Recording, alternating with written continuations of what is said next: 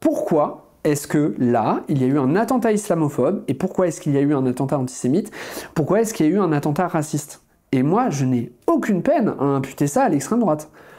Parce que c'est elle qui est en train de nourrir tout un discours qui permet la légitimation et qui permet tout simplement que ce type d'événement arrive. Et je pense qu'on peut le dire sans trembler. Par contre, effectivement, dans les actes, toutes et tous dans ces attentats-là n'ont pas été socialisés dans des groupes d'extrême droite, etc. Par contre, ils sont, entre guillemets, les catalyseurs, les diffuseurs de cette idéologie-là à travers des actions racistes qui sont largement théorisées, conceptualisées, diffusées par l'extrême droite. Et je ne dis pas que le racisme, l'antisémitisme, l'islamophobie n'est que l'apanage de l'extrême droite. Ce que je dis, c'est qu'aujourd'hui, l'extrême droite a tellement de puissance d'un point de vue culturel dans la diffusion de l'islamophobie, et encore une fois, je le redis, l'antisémitisme, on peut largement leur imputer.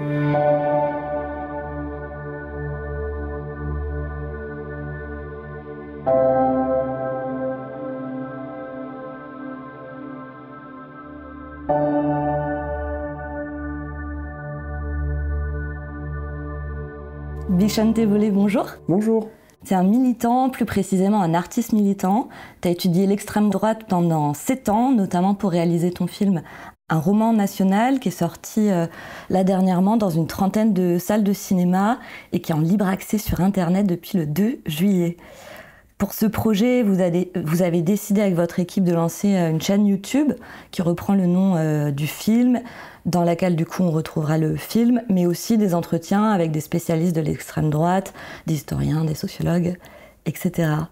Pour commencer, j'avais envie de te demander, ça fait quoi de bosser pendant 7 ans sur l'extrême droite ? C'est compliqué. En fait, c'est un sujet qui est venu à moi. J'arrive pas trop à en déterminer les causes, mais la principale, je pense que c'est Marine Le Pen au second tour en 2017. Je pense que là, je me dis, il y a quand même quelque chose qui cloche en France. Moi, j'étais à un stade où j'étais en train de me politiser, de me socialiser à des cercles militants, on va dire, dans ma ville du Mans. Donc j'étais en train de, prendre du recul sur ce qui était en train de se passer. Moi, dans ma famille, on m'avait pas mal parlé de 2002, avec Jean-Marie Le Pen, le choc que ça avait été en 2002, et j'avais aussi le sentiment que c'était pas le même choc en 2017, qu'il y avait quelque chose qui s'était passé entre les deux.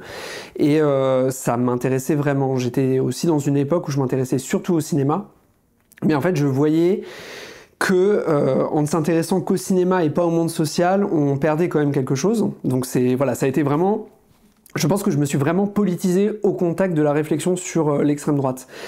Et après, j'ai commencé vraiment à travailler sur le sujet d'abord en allant sur les réseaux d'extrême droite en ligne, les réseaux identitaires, le 18-25, pour voir un peu comment ça se passe, etc. Pour comprendre qu'est-ce qui se jouait en ligne à ce moment-là. Parce que on sait qu'Internet, c'est une instance de politisation, on pourra peut-être en parler par la suite. Mais je voyais qu'il y avait quand même aussi quelque chose d'extrêmement important. En plus, je viens d'une génération qui a grandi avec Internet, avec YouTube. À l'époque, j'avais découvert le Raptor Dissident.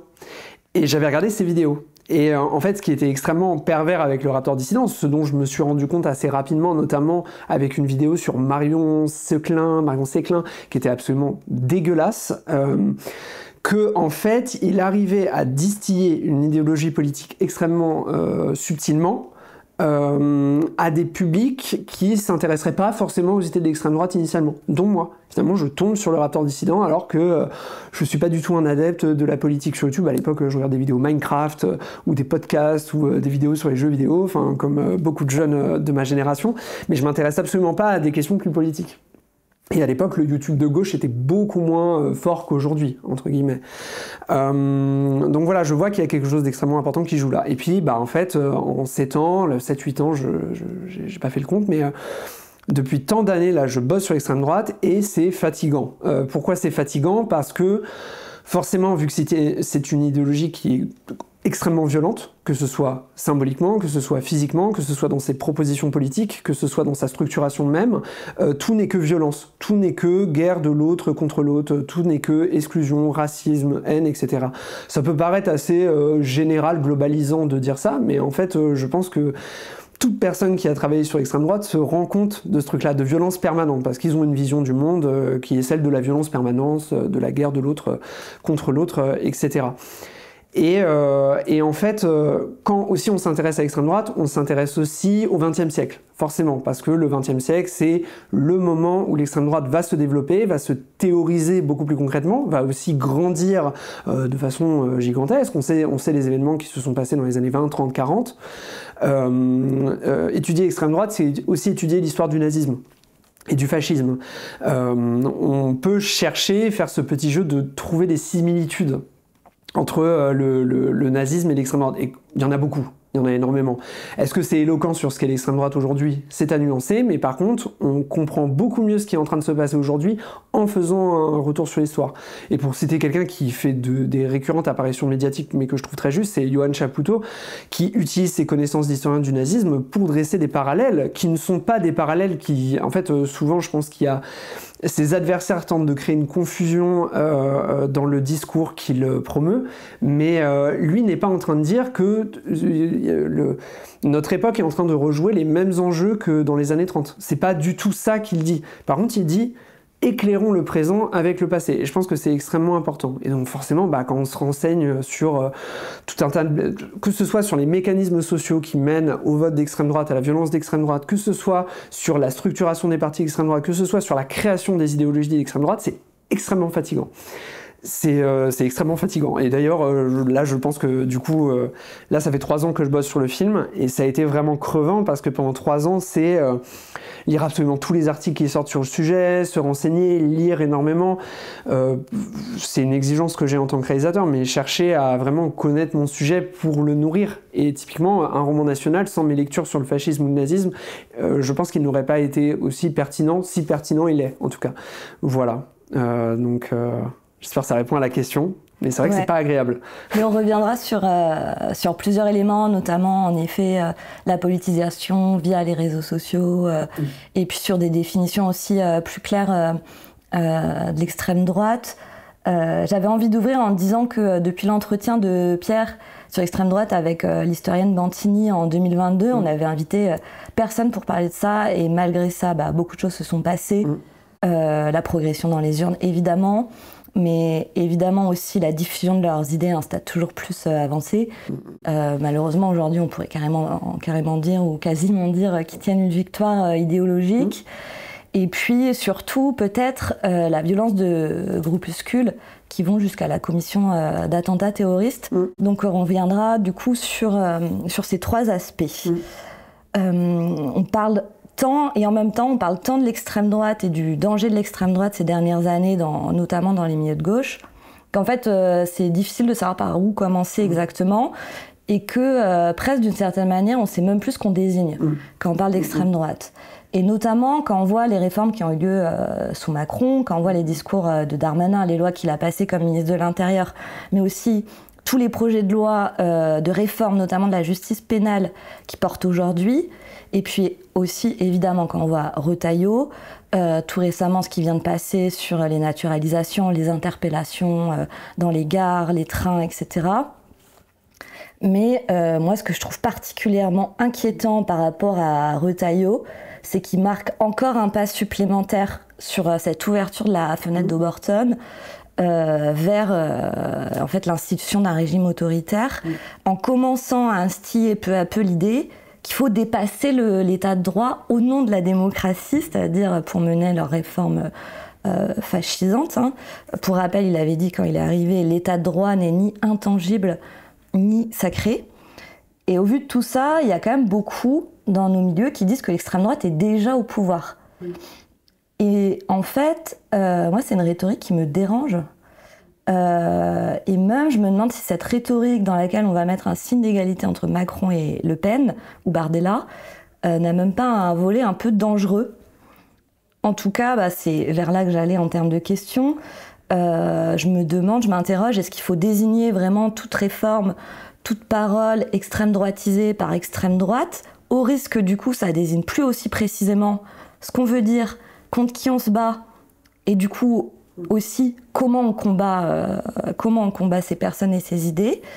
Est-ce qu'en fait on n'est pas en train de minimiser ce que serait un gouvernement d'extrême droite avec non pas un Macron, mais en fait un président ou une présidente d'extrême droite. Et du coup, pour en venir à ma question, toi, où est-ce que tu te situes dans ces débats-là ?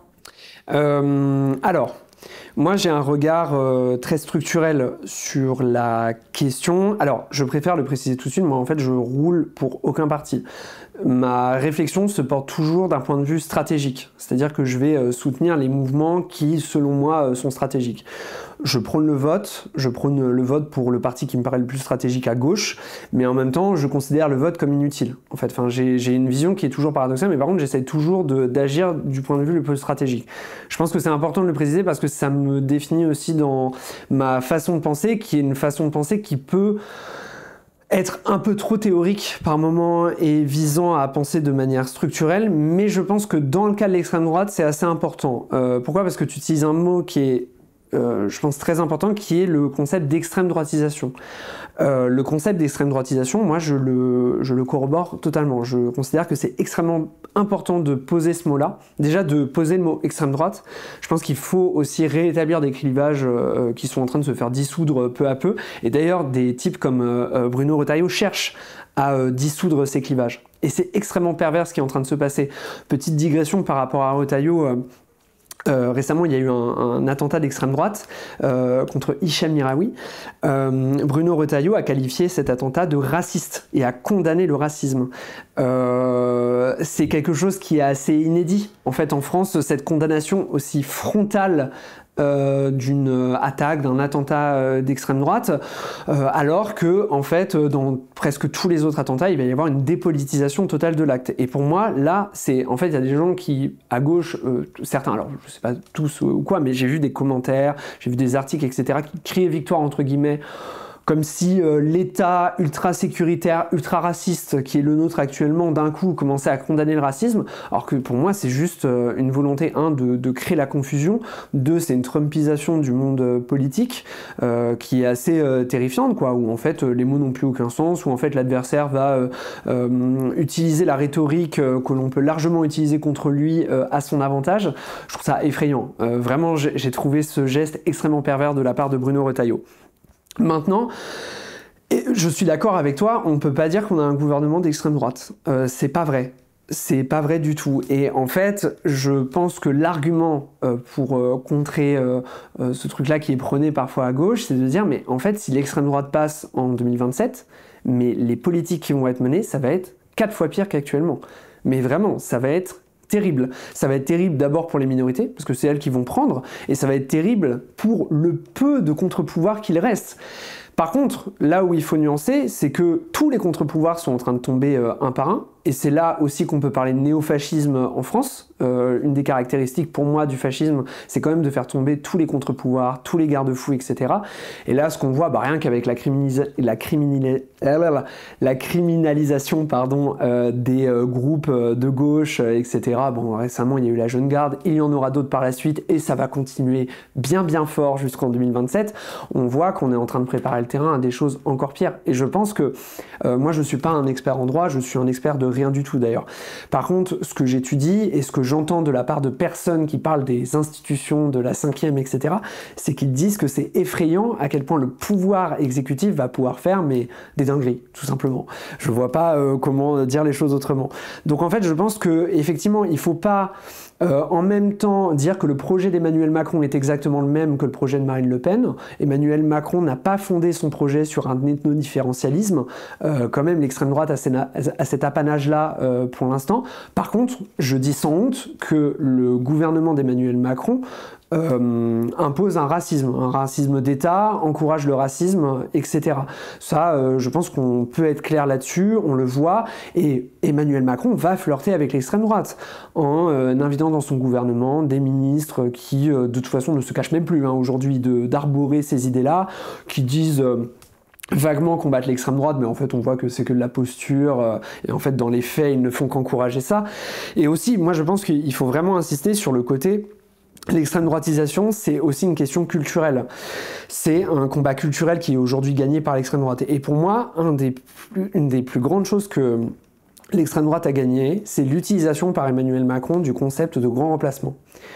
Ça quand même, c'est extrêmement grave, quoi. Il y a 10-20 ans, jamais ça aurait été possible. Sans défendre Chirac, hein, on rappelle le Chirac du bruit et de l'odeur et d'autres dingueries qu'il a pu faire également. Chirac avait quand même un tout petit peu plus de combativité contre l'extrême droite et surtout beaucoup plus d'intelligence par rapport aux mots et aux concepts qu'il utilisait. Et je dis pas ça encore une fois pour le glorifier. Moi, je n'apprécie pas Jacques Chirac, mais ce que je dis, c'est que en fait, là, en 20 ans, tout s'est écroulé. Et que Emmanuel Macron, qui utilise le grand remplacement, soit c'est du calcul politique, et là on rentre dans des analyses, et moi je pense que c'est du calcul politique, il y a une drague de l'électorat d'extrême droite qui lui est extrêmement favorable, mais c'est extrêmement grave parce que c'est une théorie complotiste, et c'est une théorie complotiste qui assassine aujourd'hui, et qui va continuer à assassiner malheureusement. Donc voilà, donc effectivement moi je suis d'accord avec toi, je pense que c'est extrêmement important de nuancer tout ça, et en même temps il faut pas oublier tout ce qui est en train de se passer, tout ce qui est en train de tomber, et surtout le terrain qu'ils sont en train de préparer à l'extrême droite. Là ils vont arriver à la tête de l'État, s'ils y arrivent en 2027, mais ils auront tout le travail de mâcher. Là il n'y aura plus qu'à agir.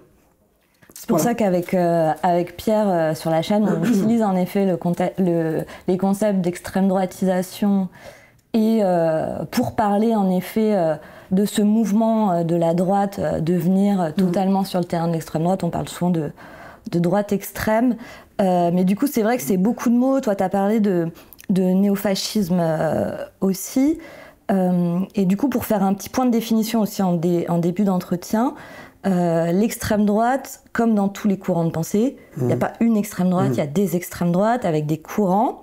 J'ai vu que le journaliste spécialiste de l'extrême droite, par exemple, Sébastien Bourdon, fait la différence entre extrême droite et extrême droite radicale pour parler des activistes d'extrême droite. Je crois que toi, tu utilises un autre vocabulaire.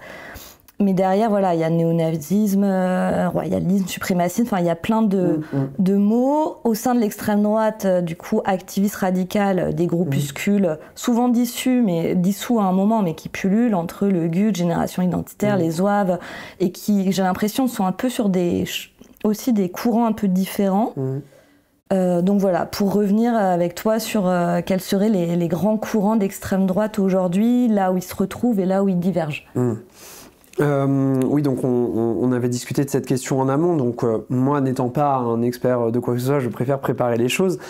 Moi je vois l'extrême droite comme un espèce de courant de pensée, un courant idéologique, une structure aussi, parce que c'est quelque chose aussi de très concret. L'extrême droite, ce sont des gens que l'on peut nommer, que l'on peut désigner et qui sont à la tête d'institutions. Donc c'est aussi extrêmement important de le dire. L'extrême droite, on peut la définir, moi j'ai noté quelques points qui permettent d'englober tout le reste, c'est-à-dire tous les sous-courants idéologiques qu'il va y avoir. Pour moi, il va y avoir en premier, et c'est que ma vision, mais c'est le rejet du corps étranger. C'est-à-dire on va altériser l'autre. Et ça, c'est hyper important. Ce qui est constitutif de l'extrême droite, c'est une structuration autour du racialisme, de l'ethnodifférentialisme. Après, ça peut prendre plein de formes, hein, encore une fois, mais c'est pour ça que je dis le rejet du corps étranger, parce que c'est quelque chose de global chez l'extrême droite. Il va y avoir une re-hiérarchisation du corps social, ça c'est hyper important. L'extrême droite appelle à vraiment beaucoup de hiérarchie, donc ce qui appelle aussi à beaucoup d'autoritarisme. On peut parler aussi de la dénonciation des instances, des institutions, des États, etc. Pour eux, tout le monde est corrompu. Pour eux, personne ne roule pour eux. D'ailleurs, on voit que absolument toutes les institutions commencent à leur ouvrir les bras, mais ils continuent à dire que les institutions sont corrompues, ce qui est quand même assez extraordinaire et ça fonctionne très bien. Hein. En fait, ce qu'ils veulent, c'est vraiment scinder les choses, scinder en 3, en 2, etc. L'idée, c'est de binariser dans des espèces de récits qui n'existent que dans leur... Parce que, évidemment, toute la sociologie qui parle, par exemple, de la France, des citoyens français, etc., explique qu'il n'y a pas la France de Paris et la France périphérique. Ça n'existe pas, les choses sont beaucoup plus complexes que ça, et pourtant l'extrême droite essaye de ramener les choses à une simplicité qui, du coup, est facilement reprenable dans les médias et facilement, ça peut être facilement diffusé, en fait, cette idéologie extrêmement simpliste. Et je ne dis pas qu'à gauche, on ne fait pas ça aussi, hein, attention. Je dis que c'est constitutif de leur mode de pensée. Il y a un appel au traditionnalisme, ça c'est extrêmement important et c'est ce qu'on voit dans tous les mouvements d'extrême droite, ce retour aux traditions, cette reconduction des traditions, ça je pense que c'est extrêmement important. Et puis tout simplement la suprématie nationale, ethnique, identitaire, je pense que ce sont les trois, mais on pourrait en inclure d'autres. Ça, c'est l'extrême droite globale. On peut la définir comme ça. Maintenant, je trouve que c'est assez... En fait, même moi, j'utilise ce terme-là, d'extrême droite, mais en fait, c'est assez abstrait. Finalement, ça veut tout et rien dire. C'est comme quand on dit l'extrême gauche, quand nous on est dans ce camp-là de pensée, on sait évidemment que c'est beaucoup plus compliqué, que des gens se font exclure, on est dans une lutte de champ en fait. Donc effectivement, comme tu le dis, il y a des sous-courants de l'extrême droite qui particularisent la pensée de l'extrême droite et qui vont créer des oppositions dans le champ de l'extrême droite. En fait, l'extrême droite, c'est un champ qui est, comme la gauche, extrêmement scindé, mais qui arrive beaucoup plus à donner l'illusion d'une unité, et je pense aussi que leur absence de moralité et leur volonté d'à tout prix gagner, d'à tout prix mettre l'efficacité au centre de leur mode de mouvement, fait qu'ils sont beaucoup plus efficaces. En fait, cette absence de scrupules, en fait, fait que, évidemment, ils vont être beaucoup plus efficaces que le camp oppositionnel, on va dire. On peut parler, par exemple, des ultranationalistes, qui, eux, vont mettre la nation au centre de tout. Les nazis étaient des ultranationalistes, selon moi. On peut parler des identitaires, qui, eux, et encore, dans les identitaires, il y a des sous-branches, donc ça complexifie les choses, mais les identitaires vont mettre en avant une espèce d'identité. Bon, qu'est-ce que ça veut dire l'identité? On n'en sait trop rien. Les identitaires français, par exemple, appellent à une identité européenne, donc en gros les blancs contre les africains, quoi. C'est vraiment ça, hein, ça part pas plus loin, en créant tout un folklore, un roman national, justement, qui permet de légitimer cette construction, qui permet de créer une société nouvelle où on peut exclure beaucoup plus facilement les étrangers, quoi. À partir du moment où on crée une construction du monde où il est normal d'exclure ce qui n'est pas comme soi, c'est beaucoup plus facile de tuer, d'assassiner dans le silence le plus total des concitoyens et concitoyennes. On peut parler des néofascistes, qui sont des héritiers du fascisme. Et encore, moi j'ai du mal à utiliser le terme fascisme. En fait, je pense qu'il est extrêmement pertinent en tant que tel, mais je pense qu'il nous dessert, nous, à gauche, parce que, en fait, finalement, pas grand monde sait définir le fascisme, et c'est ok, c'est pas grave, on peut pas être un expert sur tous les sujets. Même moi, j'ai du mal parfois à définir ce que c'est, parce qu'il y a aussi beaucoup de débats entre les historiens pour définir tout ça. Mais en fait, on va souvent utiliser cette espèce de mot folklorique de facho. Déjà, facho, moi je l'aime pas trop. Je préfère dire fascistoïde. Parce qu'un facho, ça va être un espèce de bloc unitaire qui, effectivement, moi je comprends totalement les fachos qui disent non, moi je ne suis pas un facho. Je pense qu'en fait, ils ont tout intérêt à dire ça, et je pense presque qu'ils ont raison, en fait. Par contre, dire fascistoïde, je pense que c'est intéressant parce que c'est dire, en tout cas moi j'y vois une différence avec facho, c'est de dire que ces personnes vont flirter avec des idéologies, des modes de pensée, des modes de fonctionnement qui sont hérités des fascismes du XXe siècle. Et ça, je pense que c'est assez intéressant, parce que là on peut créer tout un tas de parallèles, encore une fois, comme je le disais au départ, avec l'histoire, etc. Et après, je donne encore une fois aucune leçon de morale à personne, c'est juste, moi c'est mon système de pensée et j'essaie de l'établir comme ça. Le néofascisme, là où il est particulier, c'est qu'aujourd'hui, on ne peut pas forcément avoir, au XXIe siècle, un fascisme comme dans les années 30, 20, etc., avec des milices dans la rue qui cassent la gueule à tout le monde, qui tuent des gens, qui tuent des opposants politiques, avec des discours aussi violents. Quoique on commence à s'en approcher dangereusement, c'est pas possible. C'est évidemment pas possible. Donc en fait, les néofascistes vont forcément être dans une dissimulation d'eux-mêmes, vont toujours chercher peut-être à faire de l'entrisme dans les institutions démocratiques pour pouvoir arriver à leur fin, un peu comme encore une fois les nazis l'ont fait. Donc effectivement, c'est toute une complexité, et c'est hyper intéressant d'étudier les luttes à l'intérieur de l'extrême droite. Moi, il y a un groupement que je trouve très intéressant qui s'appelle le Club de l'Horloge. Voilà, c'est assez intéressant. Alors, il y avait aussi le GRES. Là, je pourrais pas vous faire les initiales. Peut-être pourrez-vous le mettre. Ce sont deux groupes de pensée qui, à l'époque, ont vraiment construit la pensée d'extrême droite. Mais pas du tout dans une visée intellectuelle de critique de l'ordre du monde, comme en fait on peut le faire à gauche, c'est-à-dire remettre en cause l'ordre des choses dans une démarche critique. Eux, l'idée, c'était de construire une réalité. Ce sont des types qui ont inventé, il y a de cela du coup presque 40 ans, 45 ans, le terme préférence nationale, qui aujourd'hui est utilisé par tout un tas de gens qui ne sont plus à l'extrême droite, alors qu'à l'époque c'était un terme qui faisait jaser. Et c'est fou en fait que ces espèces de groupements de pensée qui en plus se posent en opposition avec des groupes qui ne considèrent comme non stratégiques, etc., qui trouvent parfois l'ancien Rassemblement national, le Front national mou, parfois pour certains, enfin c'est quand même fou que qu'il y en ait qui trouvent ça mou, alors qu'en fait, le Front National reste hyper violent. Je pense aussi qu'il y a des luttes internes qui cherchent à faire croire que le Front National est en fait moins violent que des groupuscules néo-nazis, qui par exemple partagent une vision du monde néo-nazi. Pour moi, les groupuscules dont on pourra parler par la suite ne sont pas plus violents forcément en fait que le Front National. Moi, je ne vois pas de différence. Déjà parce qu'il y a des liens très opaques entre ces groupuscules et ces partis-là, donc c'est bien la preuve que de toute façon, c'est un milieu qui transpire de saloperies, de violence physique, etc. et qui légitime cette violence parce qu'elle est très utile politiquement. Mais aussi parce que la construction idéologique de l'extrême droite se fait grâce à ces groupuscules-là, en fait. Et c'est pas parce que le Front National va lisser son discours, mais à balle, dans une logique de dédiabolisation qui continue encore aujourd'hui, qu'elle n'en est pas moins violente. Il y avait des commentateurs qui disaient que le programme d'Éric Zemmour était plus violent que celui du Front National. À certains égards, oui, mais en fait, on oublie tout ce qui se passe autour et toute la construction hyper complexe du champ de l'extrême droite, de la pénétrabilité de ces espèces de sphères de l'extrême droite radicale, comme le journaliste dont tu parlais, donc j'ai oublié le nom, parle. Pour moi, c'est un espèce de tout global qu'il faut voir dans son ensemble et voir qu'ils se nourrissent les uns et les autres, en fait. Voilà. Je sais pas si ça répondait à la question, on peut peut-être la creuser par la suite, mais... Non, carrément, ça fait pas mal d'éléments de réponse. Moi, ce qui m'interroge tout le temps, parce que je connais évidemment vachement moins l'extrême droite, enfin je ne l'ai pas étudié aussi profondément que toi, c'est que, et d'ailleurs tu t'en parles, tu parles de rejet, d'exclusion, enfin de racisme, enfin de tout ça, et c'est vrai que quand on parle d'extrême droite, on a en tête la peur, la colère, la haine. Mais est-ce qu'il y a des imaginaires de l'extrême droite positifs un peu, quelque chose de l'ordre de la joie, d'une société rêvée, comme on va le trouver par exemple à gauche? Oui.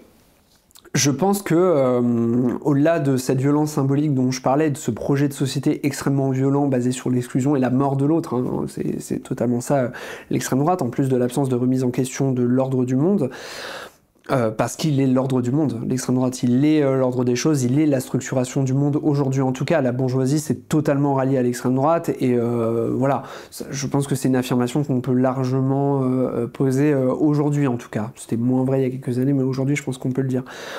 Je pense qu'il y a quelque chose qui est extrêmement rassurant dans l'extrême droite parce que il y a évidemment, là on part sur un sujet mais qu'on peut aborder sous plein de thèmes, sous le terme de la psychologie sociale, sous des angles plus sociologiques avec les travaux de Félicien Faury qui restent les plus grands travaux pour moi sur l'extrême droite qui ont été faits récemment. On peut aborder la question sous plein d'angles. Moi je vais la circonscrire à, parce que j'aime pas trop psychologiser en bonne personne de gauche, même si je pense qu'il y a beaucoup de choses à dire dans la psychologie, mais je lis toujours la psychologie à la structure sociale. Pour moi les deux sont totalement connectés. Effectivement, il y a de la peur, il y a du rejet, il y a de la haine, il y a la violence. Moi, je pense que ce sont des affects qu'on a à gauche aussi largement, et je pense que l'extrême droite n'a pas l'apanage de ça, et je pense que nous, électeurs de gauche, on est aussi pétris par la peur, parfois la haine, la colère, etc., mais pour des raisons que je juge beaucoup plus légitimes que à la pensée d'extrême droite, vu qu'elle est une construction qui n'est absolument pas en phase avec le réel. Il suffit de voir la théorie du grand emplacement, qui fabrique tellement de violence à partir de rien du tout, étant donné que c'est une théorie complotiste. Elle l'est, voilà. Mais effectivement, il y a quelque chose d'extrêmement rassurant et de positif de se dire que si l'extrême droite arrive au pouvoir, ce qu'elle ne fera pas quand elle sera au pouvoir, ce que l'on sait parce que on voit que dans les pays où il y a l'extrême droite, en fait, ça ne fonctionne absolument pas, le projet de société promis ne fonctionne absolument pas, mais il y a quelque chose de très positif à vouloir construire un corps social qui serait purifié de tous les éléments halogènes qui pourraient contrevenir à ce mot que j'utilise beaucoup depuis le début de l'interview, mais je pense qu'il est important, l'ordre des choses. Il y a quelque chose qui est rassurant de se dire, en fait, on va latter les homosexuels, on va latter les migrants, on va latter les musulmans qui viennent nous casser les couilles dans notre pays parce qu'ils contreviennent à notre religion, à la nation, à notre identité. C'est tous ces termes creux de l'extrême droite qui ne veulent rien dire. Il y a quelque chose d'extrêmement positif, je pense, là-dedans.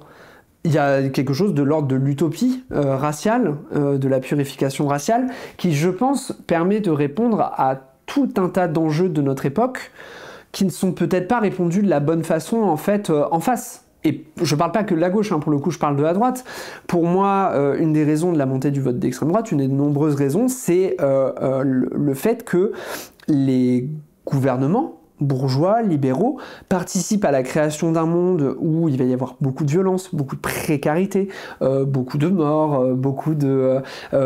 qui, comment dire, ne va pas chercher à aller contre ce qui est en train de se passer au niveau climatique, au niveau social, parce que c'est exactement le projet de société qui est voulu. Moi, j'ai du mal avec cette rhétorique à gauche de dire que Macron est fou, que Trump est fou, que Macron est un abruti, que le gouvernement sont des débiles. Ils sont incompétents, certes, hein, ça ce sont des gens qui n'ont, pour la plupart, qui n'ont pas beaucoup de culture, qui ne se renseignent pas sur l'état du réel, etc. Par contre, là où je pense qu'il faut aussi un peu contrevenir à à cette conclusion-là, c'est de dire, mais en fait, c'est exactement ce qui est voulu. Tout le projet de société qui est en train d'être mis en place et qui est mis en place depuis des années, on peut mettre ça dans les années 70 avec l'avènement du néolibéralisme, qui est pour moi un moment qui est quand même tournant dans ce qui est en train de se passer aujourd'hui. Et je pense qu'il faut vraiment relire les travaux de Naomi Klein, que j'ai cités au générique du film d'ailleurs, parce que son livre, La stratégie du choc, pour moi, catalyse absolument tout ce qu'il y a à savoir sur l'ordre du monde. C'est un bon point de départ, en tout cas, ce livre-là, sur la montée du néolibéralisme. Et en fait, ce projet de société qui est extrêmement voulu empêche de répondre à des questions, des enjeux matériels de société qui contreviennent à des notions de confort, de vivre ensemble, d'apaisement social, on va dire. Je sais pas comment formuler ça. Mais en fait, quand on place les gens dans des situations d'extrême précarité, d'extrême violence, quand on les humilie à longueur de temps par une violence symbolique aussi maintes fois documentée, etc., ça crée tout un tas de problèmes dont on se rend pas forcément compte, dont même moi, en fait, je me rends pas compte de toute la violence que je me prends à longueur de tronche. Moi, je fais partie de la petite bourgeoisie culturelle, mais je suis précarisé économiquement, et parfois j'ai du mal à me rendre compte de comment ça influe sur ma façon de voir la politique, toute la colère que ça engendre en moi. Et en fait, cette fabrication d'affect, de haine contre un État qui mène à cette violence-là, ça permet à des groupes comme l'extrême droite, à des partis, de dire en fait, nous on a la réponse à tout, on vous présente une utopie qui va permettre de régler tout un tas de problèmes. Alors encore une fois, c'est pas la seule explication à ce vote-là, mais en fait je pense que ça fait du bien. Moi, du coup, pour avoir lu aussi de la socio sur l'extrême droite, de ce que j'ai l'impression de comprendre, c'est qu'il y a quelque chose de rassurant à voter à l'extrême droite. On a l'impression qu'on va résoudre tous les problèmes de la vie, quoi. Alors que l'extrême droite va juste totalement plonger dans les politiques qui nous maltraitent depuis des années, quoi. Et on le voit, encore une fois, dans les pays européens, américains, etc.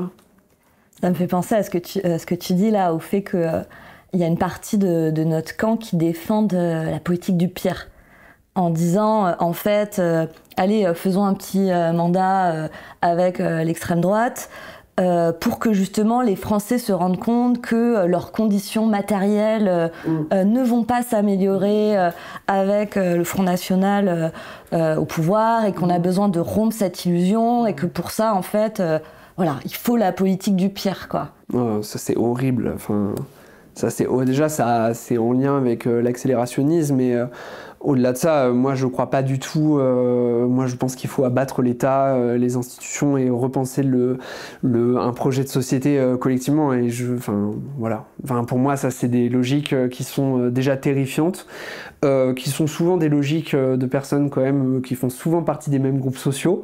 Voilà, je pense que tu vois ce que je veux dire, mais non, voilà, je suis pas du tout d'accord avec ça, quoi. Et en fait, il y a des gens qui vont, dès que l'extrême droite va être au pouvoir, il y a des gens qui vont en pâtir tout de suite. Et rien que pour ça, il faut se battre contre ça absolument, quoi. Voilà. Tu parlais tout à l'heure, j'ai noté les liens opaques entre l'extrême droite, que moi j'appellerais du coup dans l'entretien l'extrême droite institutionnelle, et les groupuscules, l'extrême droite activiste. Et on a vu récemment, grâce à des enquêtes menées par les médias indépendants, et notamment Street Press, et d'ailleurs merci à eux pour tout le travail qu'ils font, qu'il existe des liens organiques entre extrême droite institutionnelle, extrême droite en costard, et l'extrême droite activiste radicale. C'est d'ailleurs un des sujets que toi tu abordes dans ton film. Donc on pense évidemment aux candidats Front National ou les députés qui ont un militantisme passé dans les groupuscules, les saluts nazis de jeunes dans les syndicats étudiants à l'université, et finalement quand on retrace leur profil, ils sont en lien avec le Rassemblement National. Là j'ai vu un article récemment ultra intéressant sur un compte Insta qui s'appelle Tous Résistants, là, qui s'est constitué contre tous les marques de soutien à la Palestine, qui vont brûler des drapeaux palestiniens, aller taguer des slogans dès que quelqu'un a un drapeau palestinien à sa fenêtre, ou voilà. Et qu'en fait ces gens-là sont en lien avec des figures de reconquête. Enfin bon. Du coup, vu que tu en parles en plus dans ton film, est-ce que tu peux revenir sur les liens entre du coup les partis officiels et les activistes d'extrême droite? En fait, ça pareil, c'est constitutif. Ça, c'est un héritage pour le coup de l'extrême droite des années 10, 20, 30, etc. Qui était une extrême droite qui n'hésitait pas à aller tabasser dans la rue et en même temps qui était peut-être plus institutionnalisée. Et en fait, après, forcément, dans un souci de respectabilité, tout ça, ça va se différencier. Même Hitler qui va se séparer des SA, il y a aussi quelque chose de l'ordre du calcul politique déjà qui était en train de se jouer à l'époque. Ce qu'on voit depuis des années, alors moi j'ai étudié surtout le fonctionnement du champ de l'extrême droite en France. Et du coup, j'ai lu pas mal de bouquins à l'époque, ou même d'articles, surtout d'articles de presse, qui enquêtaient déjà à l'époque sur les liens entre le Front National, les partis de les groupes de néo-nazis, les groupes d'action dans la rue, etc. Et en fait, ce qu'on voit, c'est que depuis des années, en fait, c'est le cas.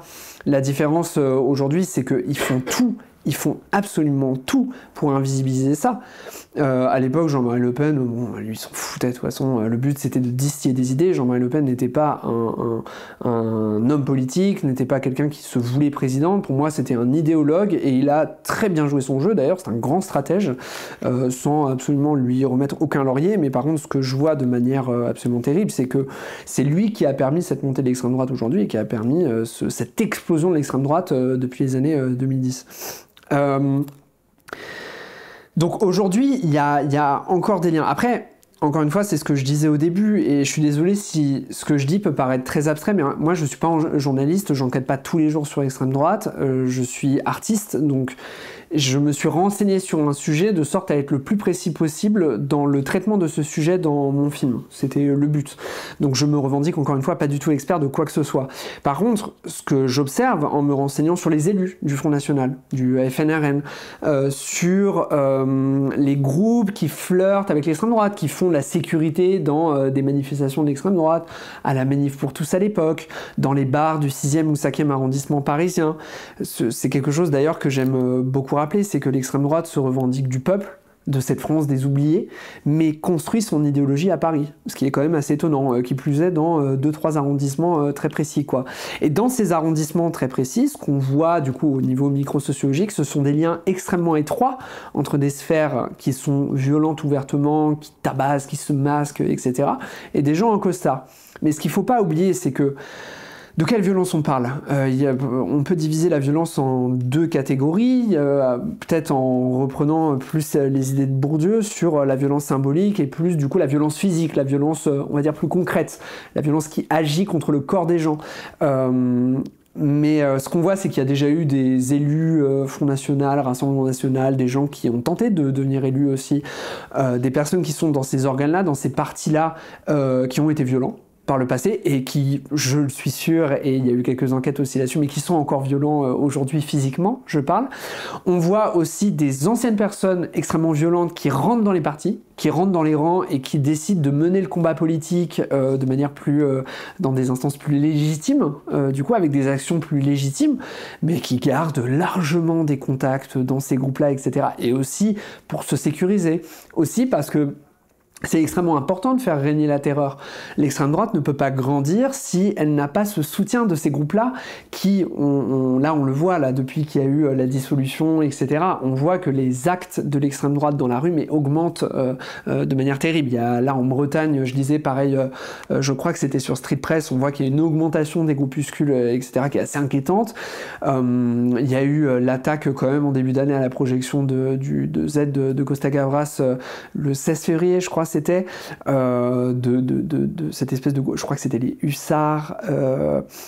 à vérifier, mais je crois que c'était les hussards qui débarquent et qui tabassent des gens. Cette politique de l'intimidation-là, elle permet toujours de... Comment dire ? En fait, c'est toujours une histoire de répondant dans l'extrême droite. Éric Zemmour, dans sa façon de parler, va s'adresser de manière très subtile à ces groupes-là en disant « Ne vous inquiétez pas, là je joue au bourgeois présidentiable, mais moi je ne vous oublie pas. Je sais très bien qui vous êtes, je sais très bien que vous défendez mon projet politique, donc j'appelle subtilement un armement de la population française face à la subversion migratoire dans une logique de contrer le grand emplacement. J'appelle donc à la guerre civile. En cas de guerre civile, les milices d'extrême droite seraient extrêmement utiles, parce qu'elles sont armées, parce que ce sont aussi des mecs hyper virilistes qui adorent faire la bagarre et qui adorent aller tabasser des gens pour intimider, etc., dans une démarche qui est typiquement virile de ce qu'est l'extrême droite. C'est une question de la politique de la terreur. Et là, on rentre dans une notion de terrorisme, en fait.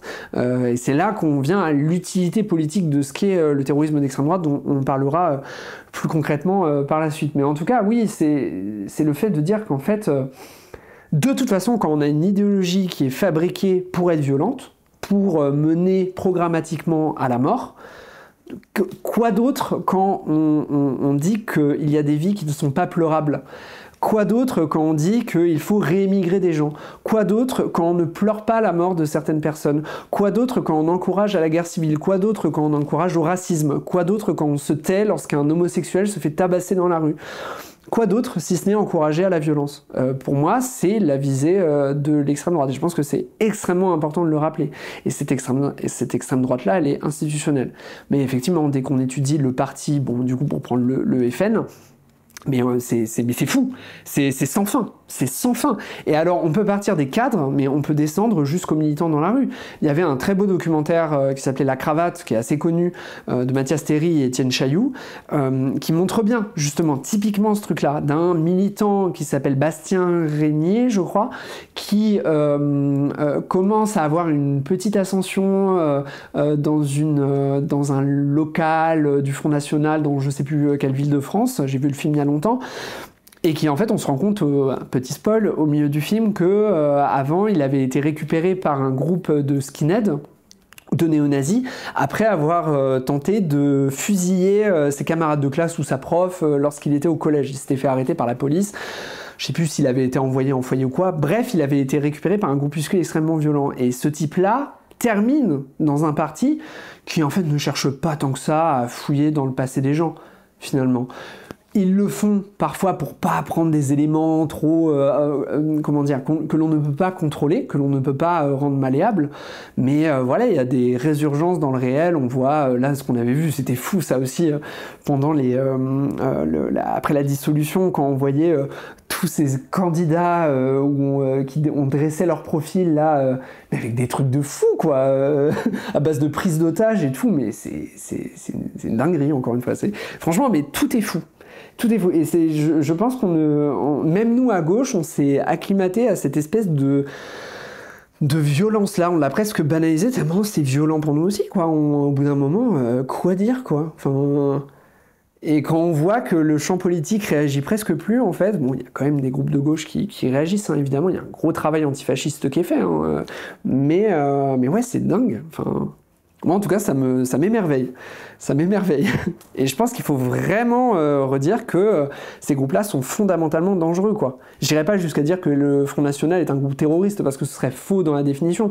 Mais par contre, il, en quelque sorte, encourage au terrorisme par les idéologies qu'ils déploient, en fait, indirectement.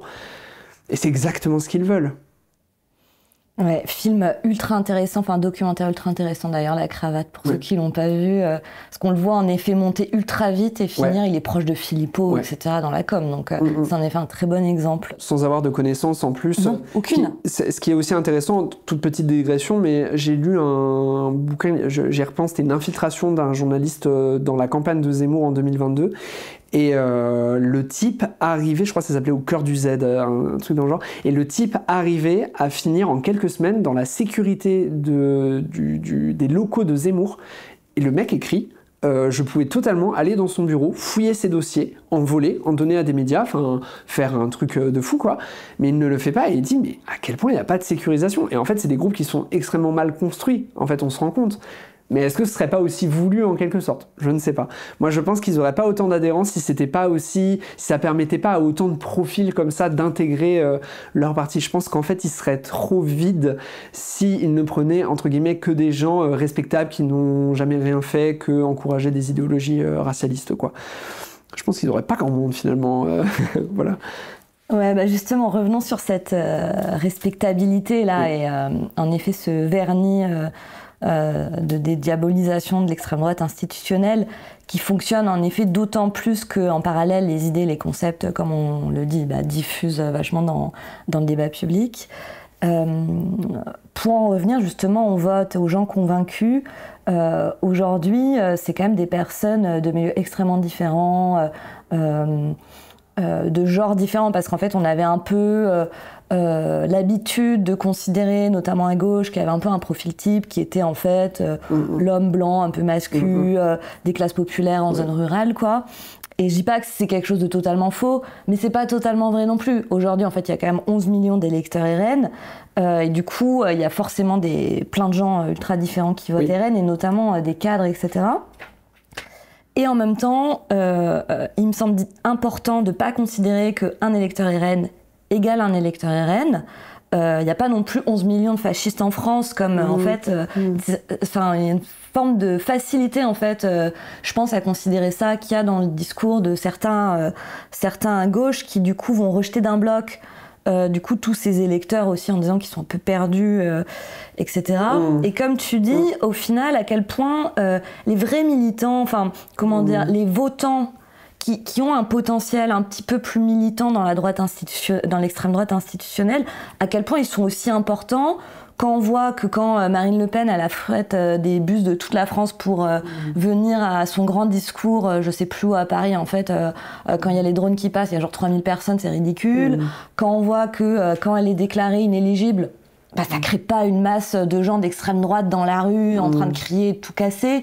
Enfin, il y a quand même un peu des signaux qui, moi je trouve, bon, peut-être que j'essaye de me raccrocher pour pas passer totalement pessimiste, mais qui te disent, bon, peut-être que tout n'est pas complètement perdu non plus.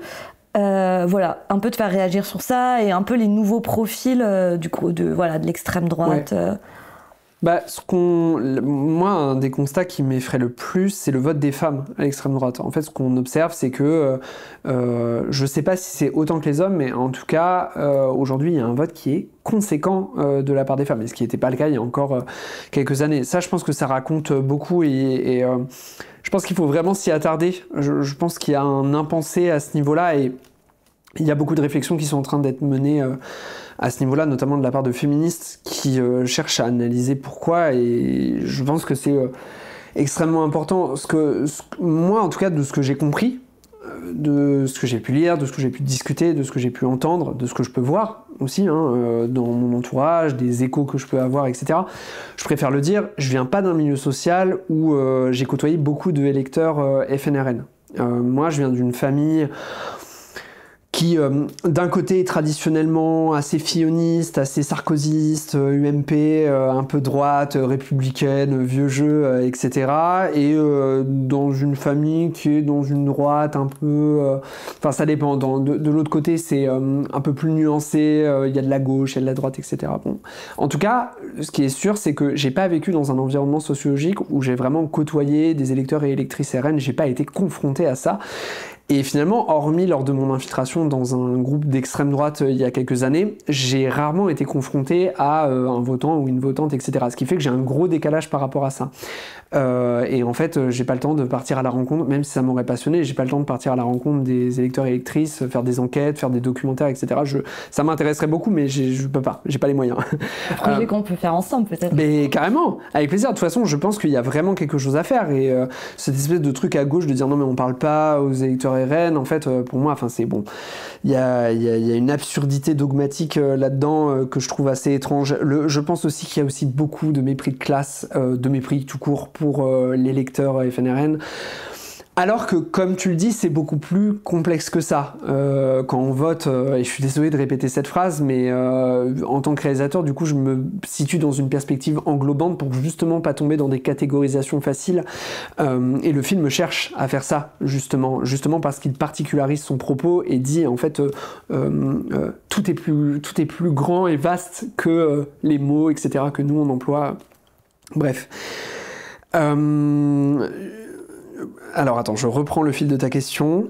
Non, puis même pour rebondir sur ça, du coup, moi ce que je me demande aussi, c'est est-ce que finalement, quand on considère qu'un électeur, j'aime bien FNRN, parce que moi j'aime bien dire FN au final, parce que Rassemblement National, ça m'énerve, ça fait partie de la dédiabolisation, quoi. Est-ce que finalement de considérer que ces personnes-là, c'est des fachos, ça renforce pas aussi une conviction d'un rejet de la gauche institutionnelle et au final un éloignement potentiel d'une partie des électeurs à cause de ce mépris aussi qu'on ne sait plus comment leur parler en fait. Ça montre aussi ça, une forme d'impuissance de notre part, je trouve. Oui, je pense que l'impuissance fabrique un mépris de la part d'une certaine gauche, encore une fois pas toute la gauche. Peut-être la gauche des partis. En fait, la gauche des partis réfléchit beaucoup à comment faire, justement. Alors, il y a des types comme Ruffin qui vont dire, en fait, il faut parler comme un raciste, presque. Moi, j'ai beaucoup de mal avec la stratégie de Ruffin. Il y a tout un tas d'autres stratégies qui tentent d'être mises en place pour tenter de récupérer cet électorat-là. Moi, je pense qu'en fait, la question se situe pas là et je reviendrai toujours dans mes réponses politiques à la lutte contre l'extrême droitisation, parce que en fait là on peut lutter contre des instances extrêmement précises qui sont les instances télévisuelles, les instances politiques, les instances militantes. Il faut nourrir l'antifascisme pour se battre dans les rues pour faire reculer l'extrême droite, l'antifascisme d'action je parle, pas forcément l'antifascisme théorique qui est d'ailleurs discuté dans le film. Il faut soutenir le militantisme qui va se battre sur le terrain, que ce soit des idées ou des actions. Il faut nourrir un mouvement culturel aussi. Le film fait partie, en tout cas j'essaye de l'ancrer justement dans un mouvement que j'aimerais plus vaste, j'aimerais qu'il se déploie encore plus et on pourra peut-être parler plus du film par la suite et de sa stratégie militante parce qu'il y en a une, au-delà d'être un objet artistique. Oui, effectivement, ça peut être une question intéressante de discuter avec les votants et votants d'extrême droite, etc. et de nuancer les choses. Maintenant, je pense aussi que là, ça fait quelques années que à gauche, il y a pas mal de gens qui disent, en fait, qui misérabilisent le vote d'extrême droite dans quelque chose d'assez petit bourgeois, assez décalé des réalités, comme de la sphère sociologique en fait dont je proviens et dont je suis un acteur aussi. Mais c'est de dire... en fait, ils votent à l'extrême droite parce qu'ils sont précarisés, parce que les pauvres, etc., ils sont misérables, ils sont paniqués, ils ont peur et tout. Enfin, j'ai l'impression qu'on ramène ça vachement sur le terrain de l'affect, etc. Alors qu'il faudrait aussi leur donner de la puissance politique à ces gens-là. Il y a aussi beaucoup de puissance politique dans le vote Front National. Tu vois, je trouve que c'est une hypocrisie parce qu'on pourrait totalement remettre aussi ce truc-là sur la gauche, quoi. Je veux dire, en quoi l'extrême droite aurait le monopole de voter par émotion. C'est ce que je reviens sur ce que je disais au début, mais je trouve que c'est assez méprisant. Par contre, c'est de dire, en fait, il y a des affects et des idées précises qui structurent le vote à l'extrême droite. Et ce qu'a dit un type comme Félicien Faury à travers ses travaux de sociologie, et ce que disent d'autres travaux, et pas que au niveau de la France, c'est que le racisme est une composante essentielle du vote à l'extrême droite. Sauf qu'en fait, le racisme, ça peut être plein de choses, le racisme. Ça peut être un racisme dissimulé, ça peut être un racisme qui ne se comprend même pas comme racisme, comme on peut avoir à gauche en fait. Enfin, nous, on est aussi pétris d'affects racistes dont on ne se rend même plus compte aujourd'hui. Et je pense que c'est important de le dire. Par contre, à la différence entre la gauche et l'extrême droite, c'est que la gauche n'est pas structurée pour provoquer ces affects racistes-là, selon moi. Par contre, le vote d'extrême droite est structuré pour ça, justement, de mener à une séparation. Encore une fois, on revient à la séparation avec l'autre, etc. Donc je pense qu'il faut remettre sur la table la question du racisme, qui est extrêmement importante, mais la nuancer aussi en fonction des contextes sociaux, etc. Le racisme qu'il peut y avoir dans une ville de 100 000 habitants comme moi à Mans, ou dans une ville comme Paris, ou dans un espace périurbain, ou dans un petit village, c'est jamais le même racisme, c'est jamais la même chose qui se joue, c'est jamais la même chose qui se joue pour les gens, enfin il y a quand même énormément de différences, etc. Par contre, on voit des récurrences dans le vote à extrême droite. On voit que le niveau de diplôme, en fait, est un facteur extrêmement important et c'est un inconditionnel, je ne sais pas si je peux dire ça, mais un inconditionnel dans le vote de l'extrême droite. On peut évaluer le vote d'extrême droite, en fait, on peut prédire le vote d'extrême droite avec le niveau de diplôme. C'est une des composantes majeures pour prédire le vote à extrême droite. Et ça veut dire beaucoup aussi sur la structuration actuelle de la société, sur le démembrement des universités, sur le démembrement des services publics dans une logique toute libérale, /néolibérale, etc. C'est justement ce qu'ils veulent. C'est exactement le projet de société qui est défendu. Maintenant, je pense que c'est extrêmement intéressant de réfléchir stratégiquement à ça. Par contre, moi, je pense que c'est pas mon rôle, en fait. Je pense qu'il y a des élus qui doivent aller au contact des gens, qui doivent organiser de grands débats, de grandes discussions. Voilà, et je pense qu'il y a 1000 choses à faire. Mais je pense que le vrai combat se joue aussi dans une lutte contre cette culture de l'extrême droite qui est en train de s'imposer. Mais pour répondre à tout un tas d'enjeux, hein. Par exemple, la question du terrorisme d'extrême droite, moi je ne suis pas du tout pour, par exemple, légiférer Internet. Je pense qu'en fait, ça desservira. Et moi, je reviens aux questions des dissolutions et j'ai un désaccord aussi avec mon entourage, etc. Et je suis totalement ouvert au débat et peut-être que je changerai d'avis, mais sur la question des dissolutions, par exemple, moi je pense pas que la dissolution de génération identitaire, alors effectivement ça a apporté du positif, hein, ça c'est clair, objectivement ça a permis de vraiment mettre un coup à la sphère identitaire en France. Objectivement c'est le cas, ça a permis peut-être d'éviter des drames aussi. Par contre, ce qu'on voit, c'est que ça légitime mais tout un projet politique derrière qui nous dessert beaucoup plus nous, qui ne va desservir l'extrême droite en fait, parce que de toute façon l'extrême droite se recompose en groupuscules par la suite, et peut-être parfois dans des groupuscules qui sont beaucoup plus dissimulés. Et en fait, on revient sur la question de la... Enfin, on va venir du coup sur la... formation du terrorisme d'extrême droite, sur la formation des groupes d'extrême droite. Et on en parlera par la suite, je crois que c'est une de tes questions, mais sur la question des réseaux sociaux en ligne, etc., qui vont être un endroit où va se former justement ce désir de tuer, d'assassiner, de semer la terreur, etc., qui va être extrêmement important. Moi, je pense que la solution, c'est pas de légiférer, et en fait, déjà, ce serait un combat politique, mais dans le contexte actuel qui met perdu d'avance, enfin genre franchement là pour faire passer des lois sur la haine d'extrême droite, hein, je parle là, mais et puis là on rentre dans des débats juridiques qui me dépassent totalement, mais je pense que ce serait extrêmement compliqué. Par contre, ce qu'on peut faire politiquement, c'est vraiment lutter contre cette culture-là. Et c'est déjà ce qui est en train de se passer, donc moi je suis ravi, hein. Franchement, il y a déjà plein de choses, il y a déjà plein de combats de gagnés, etc. Mais voilà, les réponses politiques pour moi se situent là. Voilà. Justement, là, t'en parlais, ouais. La prochaine question, c'est sur l'activisme de l'extrême droite en ligne. Oui. Parce que quand on voit là aux dernières élections européennes, Bardella, il a quand même été très actif sur les réseaux sociaux, et on ne sait pas à quel point c'est lié, mais c'est lui qui a obtenu quand même le plus de voix chez les moins de 25 ans. Donc quand même une des hypothèses qui explique en partie, en tout cas, le phénomène du vote extrême droite chez les jeunes, c'est ce militantisme en ligne qui est très important. Tu parlais du Raptor dissident, il y a évidemment Papacito qui est très, très connu. Moi après je connais très peu tout ça, mais ce qu'on entend souvent c'est l'extrême droite extrêmement visible sur les réseaux sociaux, elle s'est réappropriée, elle connaît les codes de YouTube, d'Instagram, de TikTok. Après j'ai l'impression qu'ils ont quand même été précurseurs sur YouTube, justement comme tu disais par rapport à la gauche. Et oui, l'extrême droite est extrêmement active sur YouTube et sur les réseaux sociaux, mais en même temps, ce qui donne un peu espoir, c'est que la gauche et l'extrême gauche aussi. Bon, parenthèse fermée, on a reçu une journaliste l'année dernière, Pauline Ferrari, qui étudiait la diffusion des contenus masculinistes sur les réseaux sociaux. D'ailleurs, je fais un peu de com, ceux qui veulent aller réécouter cet entretien, c'est ultra intéressant. Et une des choses qu'elle disait, c'est que au-delà de la bonne maîtrise des codes, il y avait la question de comment les algorithmes fonctionnaient, et en fait d'une forme de centralité de contenu d'extrême droite, un peu dans l'arborescence de TikTok, etc.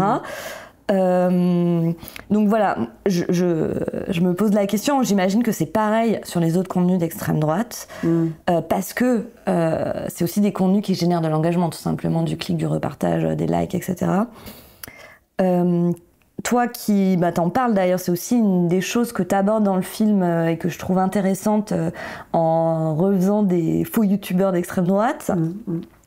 quels sont un peu les discours types qu'on trouve, un peu les différentes stratégies qu'ils ont par rapport à ce que disait Pauline Ferrari. Est-ce qu'on retrouve toujours du contenu masculin avec cette prédominance du sport, du culte du corps, enfin voilà, qu'est-ce qu'on trouve comme différents contenus d'extrême droite? Bah là, c'est là où en fait on revient aussi à une analyse qui va se jouer par bloc, par globe très grand, puis après beaucoup plus petit. On peut parler effectivement du masculinisme sur Internet, mais le masculinisme, n'est pas l'apanage de l'extrême droite. Par contre, il est largement défendu, diffusé et utile à l'extrême droite, et souvent récupéré aussi. Et ça n'est permis que par aussi une époque qui glorifie tout un tas de choses, tout un tas d'affects, et aussi toute une réponse à une époque qui veut justement détruire ce système-là, ce patriarcat qui permet tant de violence. Enfin, du coup, là on revient à notre vocabulaire à nous, etc. Mais je pense qu'il y a une réponse à MeToo, à cette époque qui est en pleine transformation, etc. Et je pense que c'est pour ça aussi que le backlash est aussi violent aujourd'hui. Et là, on le voit, tous les attentats déjoués ou pas déjoués qu'il y a eu de masculinistes, de jeunes qui sont abreuvés par ces contenus-là, de valorisation de la violence contre les femmes. Il y avait eu... un des événements les plus marquants, c'est l'attentat contre Polytechnique à Montréal, je crois. Ouais. Il y a un film d'ailleurs de Denis Villeneuve que j'ai... Ouais. Quoi, les années 80, début des 90? Ouais, c'était dans cette... Je sais plus exactement, mais en tout cas, c'est un attentat qui est évidemment spectaculaire, et on voit comment il est idéologisé, et le film de Villeneuve avait des défauts, mais il idéologisait justement cet attentat-là, et je trouvais ça assez intéressant, et ça a servi de point de réflexion pour fabriquer le film, justement, sur cette question de l'idéologisation de ce qui n'est pas idéologisé, c'est-à-dire ce qu'on voit, comme à l'époque du Raptor dissident, c'est que beaucoup de contenus à tendance masculiniste ne vont pas parler de politique. Tout comme un Papacito qui parle, je sais pas quoi, de sujets creux, va en fait arriver à repolitiser par derrière ce sujet. Quand Baptiste Marchais, Bench and Cigars, va manger de la viande avec un énième acolyte ultra viriliste, ils vont quand même arriver à déjà politiser la viande, ensuite politiser ce moment qui peut paraître assez anodin, et à diffuser des idées de manière extrêmement subtile. Je pense que déjà il y a tout un bain culturel de notre époque qui n'est pas que du fait de l'extrême droite, qui permet en fait ce masculinisme-là et cette fabrication des incels. Et on peut parler de Thaïs Descuffon aussi, qui elle est extrêmement importante aujourd'hui en France à ce niveau-là. Et il y a une sorte, j'ai le sentiment, de contre-culture qui est en train de se créer, qui est en réaction à... Enfin, moi j'ai regardé quelques vidéos, alors pour le coup, typiquement, j'ai regardé beaucoup de vidéos d'extrême droite, mais alors les vidéos de masculinistes, ça me saoule.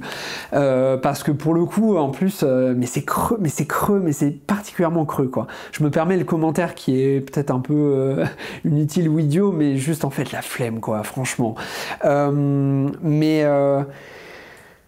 y a quelque chose de l'ordre de... comment dire ?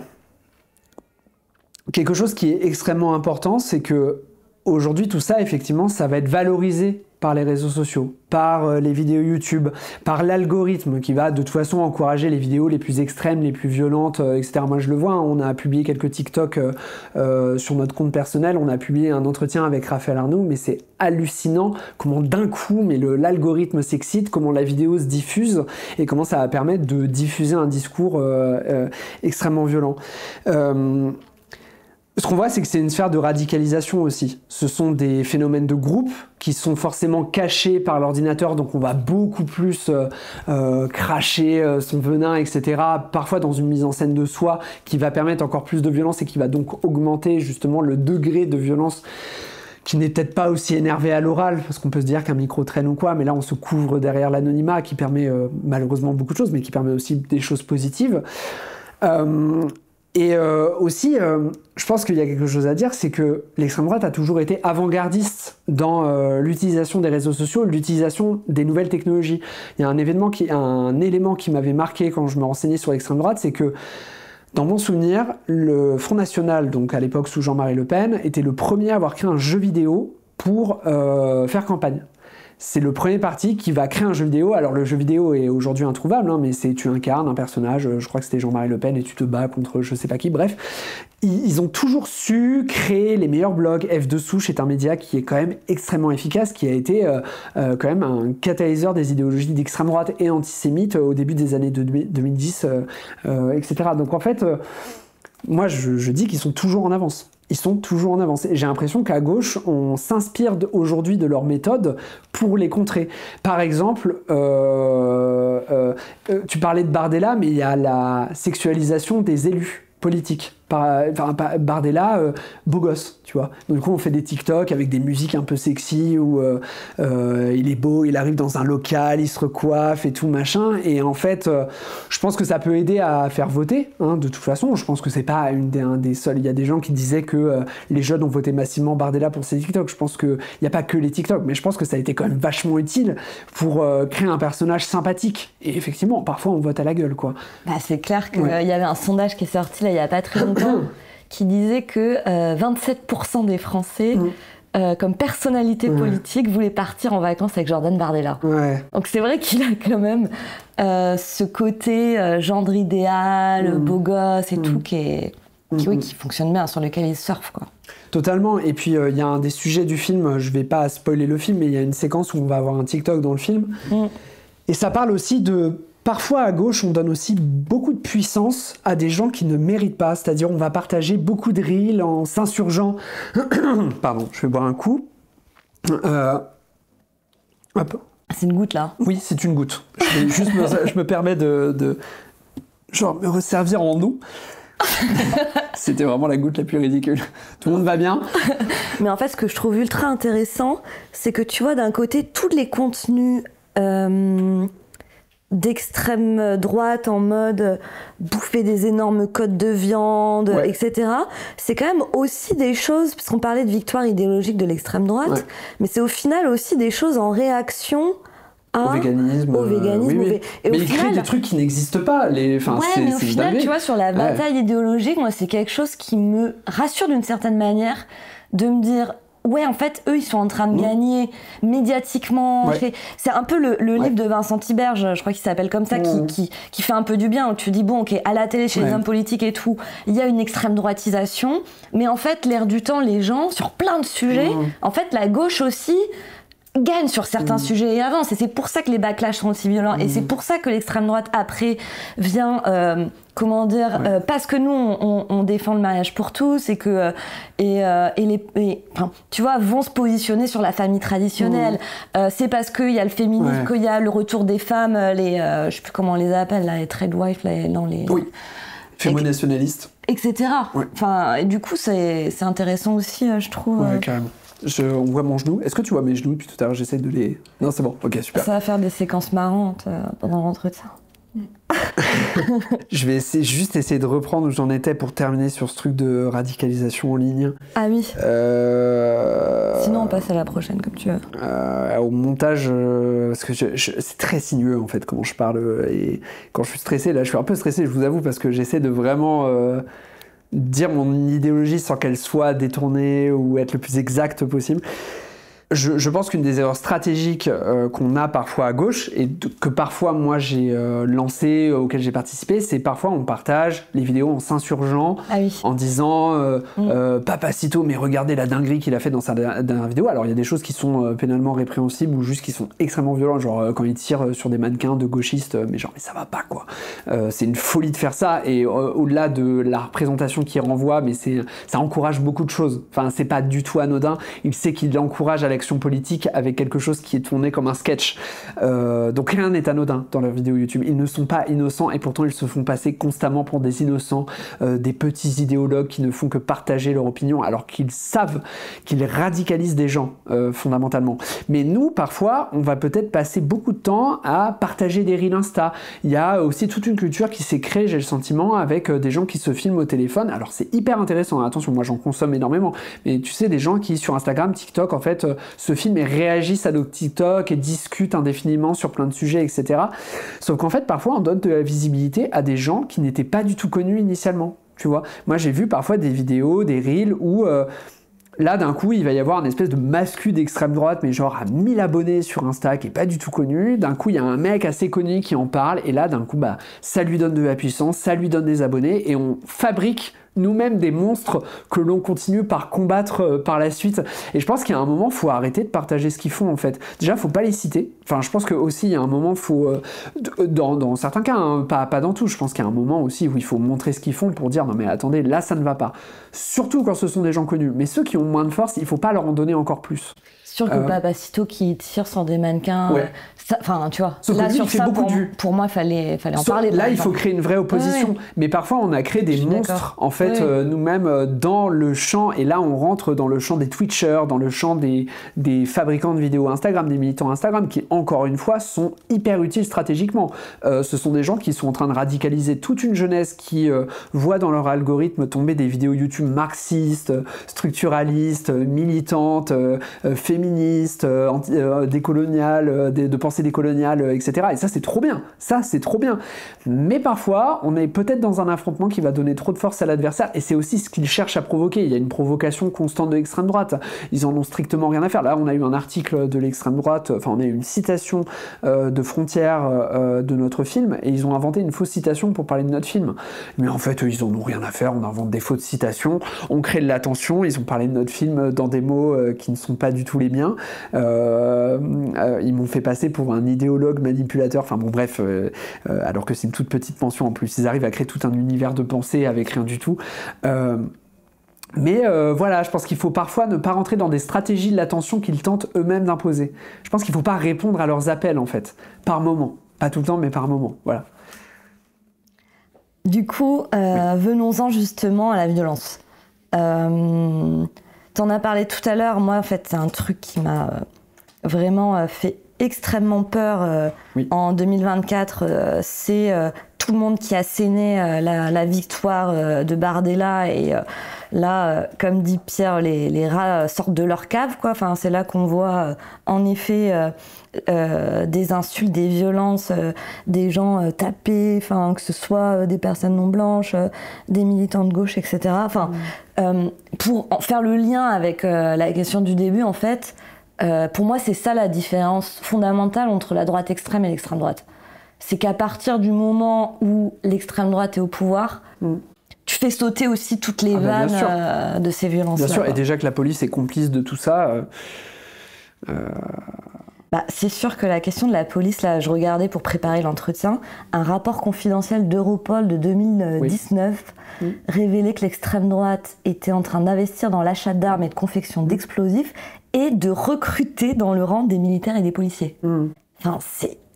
C'est un truc de dingue, quoi. Après, on sait que le vote d'extrême droite est extrêmement important dans... Mais ils ont tout intérêt. Dans ces milieux-là. Mais bien sûr, Mais ça fait bader, quoi. Les mecs, ils ont des armes, ils savent s'en servir. Bien sûr.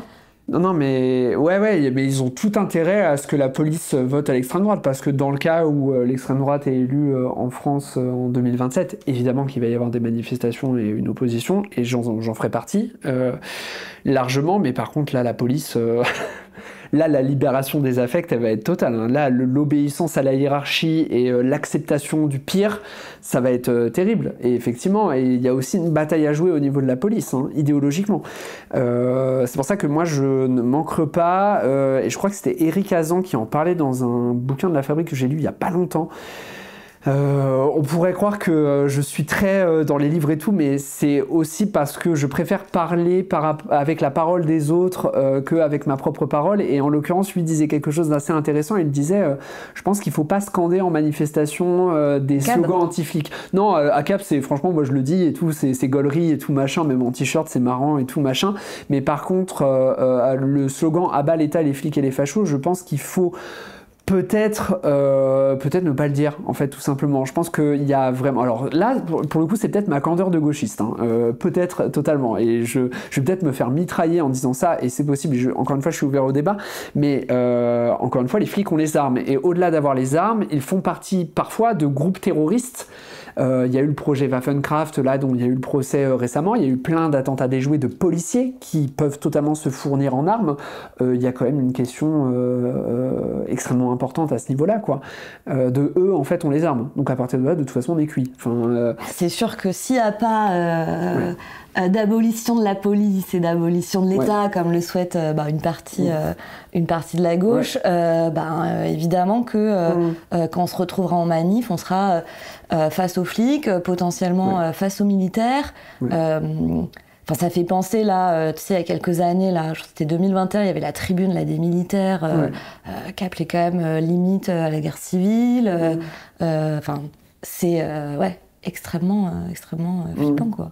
Bah ouais, c'est flippant. Et c'est des enjeux qui me dépassent largement. Et il y a un très beau film là, qui a été fait récemment qui s'appelle Civil War de Alex Garland et qui parle bien de ça. Après, aux États-Unis, ils sont dans un pays qui est plus complexe forcément parce que les armes sont partout. Du coup, en cas de guerre civile, c'est des enjeux qui sont différents par rapport à la France, mais c'est un film qui explore justement cette thématique-là. Mais effectivement, oui, il y a plein d'enjeux qui se mêlent là-dedans, et peut-être pour parler plus du coup de terrorisme d'extrême droite, qui est le sujet d'un roman national, le terrorisme d'extrême droite, donc déjà la thèse qui est défendue par le film, c'est que le terrorisme d'extrême droite va être vidé de sa substance politique constamment, va être dévoyé, va être manipulé. Il permet plein de choses. Il permet une libération des affects, une satisfaction. Il suffit d'aller sur des groupes Telegram de certains groupes d'extrême droite pour voir à quel point ils adorent voir un musulman se faire assassiner. Ils adorent. Ils sont satisfaits. Il y a une dimension de vengeance, il y a une dimension d'attaque, aussi de début de quelque chose qu'ils fantasment. Donc eux, ils sont très satisfaits à cette idée-là, et ça permet aussi peut-être une libération de la parole sur certains sujets. Là, je relisais un peu pour la préparation de cet entretien les attentats terroristes d'extrême droite récents. Il y en a eu plein. En fait, contrairement à ce que dit l'extrême droite, il y en a eu plein, notamment en Europe. Il y a eu beaucoup de morts. C'est très difficile en fait parce qu'on peut parler juridiquement de ce qu'est un attentat et on peut parler politiquement de ce qu'est un attentat, et c'est deux choses qui sont hyper différentes. Moi je m'aventure sur la sphère politique parce que c'est une sphère où forcément là on rentre sur la question du débat. La question juridique est beaucoup plus cadenassée, c'est beaucoup plus compliqué de dire qu'un attentat d'extrême droite est d'extrême droite avec l'arsenal juridique qu'il y a aujourd'hui en France. En tout cas ça peut être trop facilement nuancé par la justice et trop facilement dépolitisé.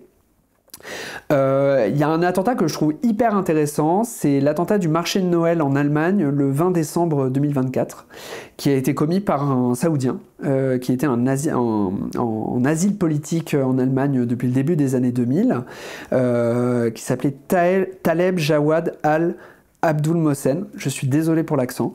Voilà. Et en fait, c'est donc un Saoudien qui arrive en Allemagne, qui a l'asile politique, donc qui est aidé par l'Allemagne, finalement, et qui va être contaminé aux idées d'extrême droite, contaminé en ligne, en grande partie, par Twitter, je crois, etc. Lui, il va diffuser ces idées-là, et puis finalement, il va finir par attaquer à la voiture bélier un marché de Noël. Ça va faire quelques morts et des centaines de blessés. Ce que je trouve assez intéressant dans cet événement, c'est qu'il y a tout. Il y a absolument tout. Et je me replongeais dans cette histoire-là en lisant des articles, et je me dis, mais déjà de 1, c'est fou qu'on ait oublié cet événement-là, qui est absolument... qui a permis beaucoup de choses en Allemagne. Déjà, les néo-nazis, apparemment, ont glorifié l'attaque, parce que fait au nom de leur idéologie, et on sait que le néonazisme en Allemagne, c'est particulièrement vénère, notamment d'un point de vue historique. La sainte patronne de l'AfD, Alice Weidel, va dire au départ que c'est un attentat islamiste, djihadiste, parce que c'est un Saoudien. Sauf qu'en fait, non, c'est un attentat d'extrême droite, et en fait, c'est là qu'on se rend compte que le danger de l'extrême droite, c'est que finalement, certes, l'extrême droite se circonscrit aux blancs, à des personnes, entre guillemets, qui en tout cas se revendiquent natives, etc., mais ça peut en fait totalement contaminer des personnes migrantes, etc. Pourquoi ça serait pas le cas ? En fait, et pourquoi ce serait pas le cas ? Tout simplement parce que l'extrême droite se base sur des choses très floues, très abstraites. le patriotisme, la nation, l'identité, ce sont des choses qu'en fait tout le monde peut se réapproprier. Et ce que cette personne qui est allée assassiner ces innocents dans un marché a totalement fait. Il s'est réapproprié l'idée de nation, de patrie, d'identité, etc. et d'appartenance au corps social. Donc c'est là qu'on voit le danger, on voit aussi toutes les tensions qui sont créées, parce qu'après il va y avoir toute une bataille dans le champ politique de déresponsabilisation, de dépolitisation. On voit, bon là on pourrait en parler pendant très longtemps, mais là, comment on va pathologiser un attentat d'extrême droite tout de suite en allant dans des ressorts qui sont de l'ordre du psychiatrique, du personnel. On peut penser à Breivik, qui est le plus grand exemple, qui en 2011 va assassiner 69 personnes sur l'île d'Utøya. Ce type-là, je lisais un article du journal du dimanche qui dit que le type avait pris des opioïdes. Alors je crois que ce sont des opioïdes. En tout cas, c'est une drogue qui, après recherche de ma part, n'altère pas l'état psychique. Par contre, il excite. En fait, c'est une drogue qui est excitante. Sauf qu'en fait, ça n'empêche absolument pas de penser son action, de la théoriser et de la faire pour une bonne raison. Et Breivik a signé un manifeste extrêmement raciste, etc. Sauf que parfois, ce qui sort dans les médias, c'est l'attachement à décortiquer la personnalité, qui vient de toute une culture où on est fasciné par les tueurs en série, par les grands tueurs, les grands faits divers, ces grandes personnes qui sortent du cadre social sans interroger d'ailleurs les possibilités qui leur ont permis d'assassiner. Tous les tueurs en série américains, il y a des raisons extrêmement structurelles qu'on peut analyser très concrètement, avec le capitalisme, avec la précarité, avec la violence sociale. Il n'y a pas que ça, hein. La condition psychiatrique mène au meurtre. Parfois, il y a des gens tout simplement fous qui vont avoir certaines pathologies qui vont tomber dans des cercles intimes, que je ne vais pas détailler parce que je ne suis pas psychiatre. Mais par contre, se concentrer là-dessus, ça va permettre d'enlever toute la force politique d'un acte. Et donc le personnage dans le film de Damien Cordonnier qui va commettre cet attentat contre une mosquée, justement, tout l'enjeu du film tient justement dans pourquoi est-ce qu'il l'a fait. Et en fait, je pense que le film a intéressé les publics là dans les projections au cinéma, parce que le film se concentre vraiment là-dessus, et surtout, comment se construit le personnage de Damien Cordonnier à travers la bouche des autres. Tout le film, en fait, finalement, Damien, on ne le connaît pas. À la fin du film, on n'a pas tant appris qui il était. Par contre, on peut se dire que pour assassiner 11 personnes à bout portant, il faut quand même être dans un cheminement psychique qui est effectivement, peut-être que l'on peut pathologiser, hein, ça je dis pas le contraire. Mais par contre, sans l'idéologie d'extrême droite, est-ce qu'il serait allé aussi loin ? Est-ce que ces personnes-là auraient assassiné aussi massivement, auraient assassiné avec autant de haine, auraient assassiné avec autant de coups de couteau à Boubacar Cissé dans cette mosquée? Est-ce qu'il y aurait eu autant d'agressivité dans ce meurtre sans l'idéologie islamophobe derrière? Moi, je ne pense pas. Je pense que les idéologies encouragent au meurtre, et je pense que programmatiquement, ça va permettre une augmentation de la violence. Et que, effectivement, il y a des individus qui peut-être sont prédisposés par rapport à certaines prédispositions psychiatriques de leur vie, etc., de tuer, mais je pense que c'est minime, en fait, dans la construction d'une personne. Une personne ne peut pas être amenée que à ce qu'elle est dans sa tête. Une personne est son entourage et elle est ses idées. Et les idées, pour moi, sont les plus importantes à analyser lors d'un attentat d'extrême droite. Et c'est pour ça qu'il faut une politisation, une repolitisation peut-être dans certains cas, de l'attentat d'extrême droite. Voilà. Mais c'est justement un aspect sur lequel je voulais revenir, parce que j'ai beaucoup aimé dans ton film, c'est ce côté... en fait, moi j'ai l'impression, soit les médias... parle pas ou parle très peu d'attentats d'extrême droite, oui.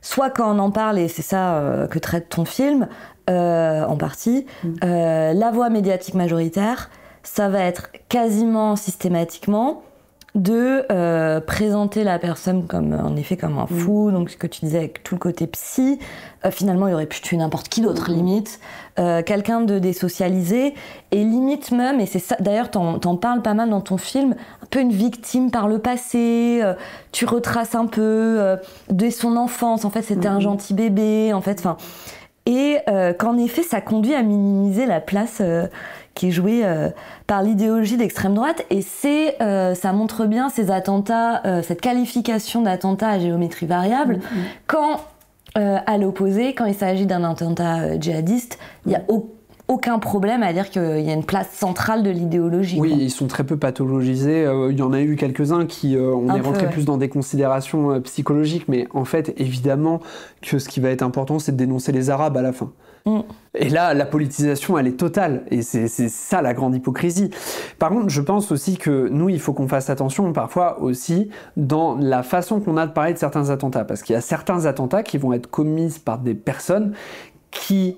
On n'a pas d'infos. En fait, nous, en tant que citoyens lambda, on n'a pas tous les détails de l'enquête, on n'a pas tous les détails des médias. Tous les médias n'ont pas réussi à fouiller suffisamment pour avoir des informations plus précises sur le parcours politique peut-être d'un individu.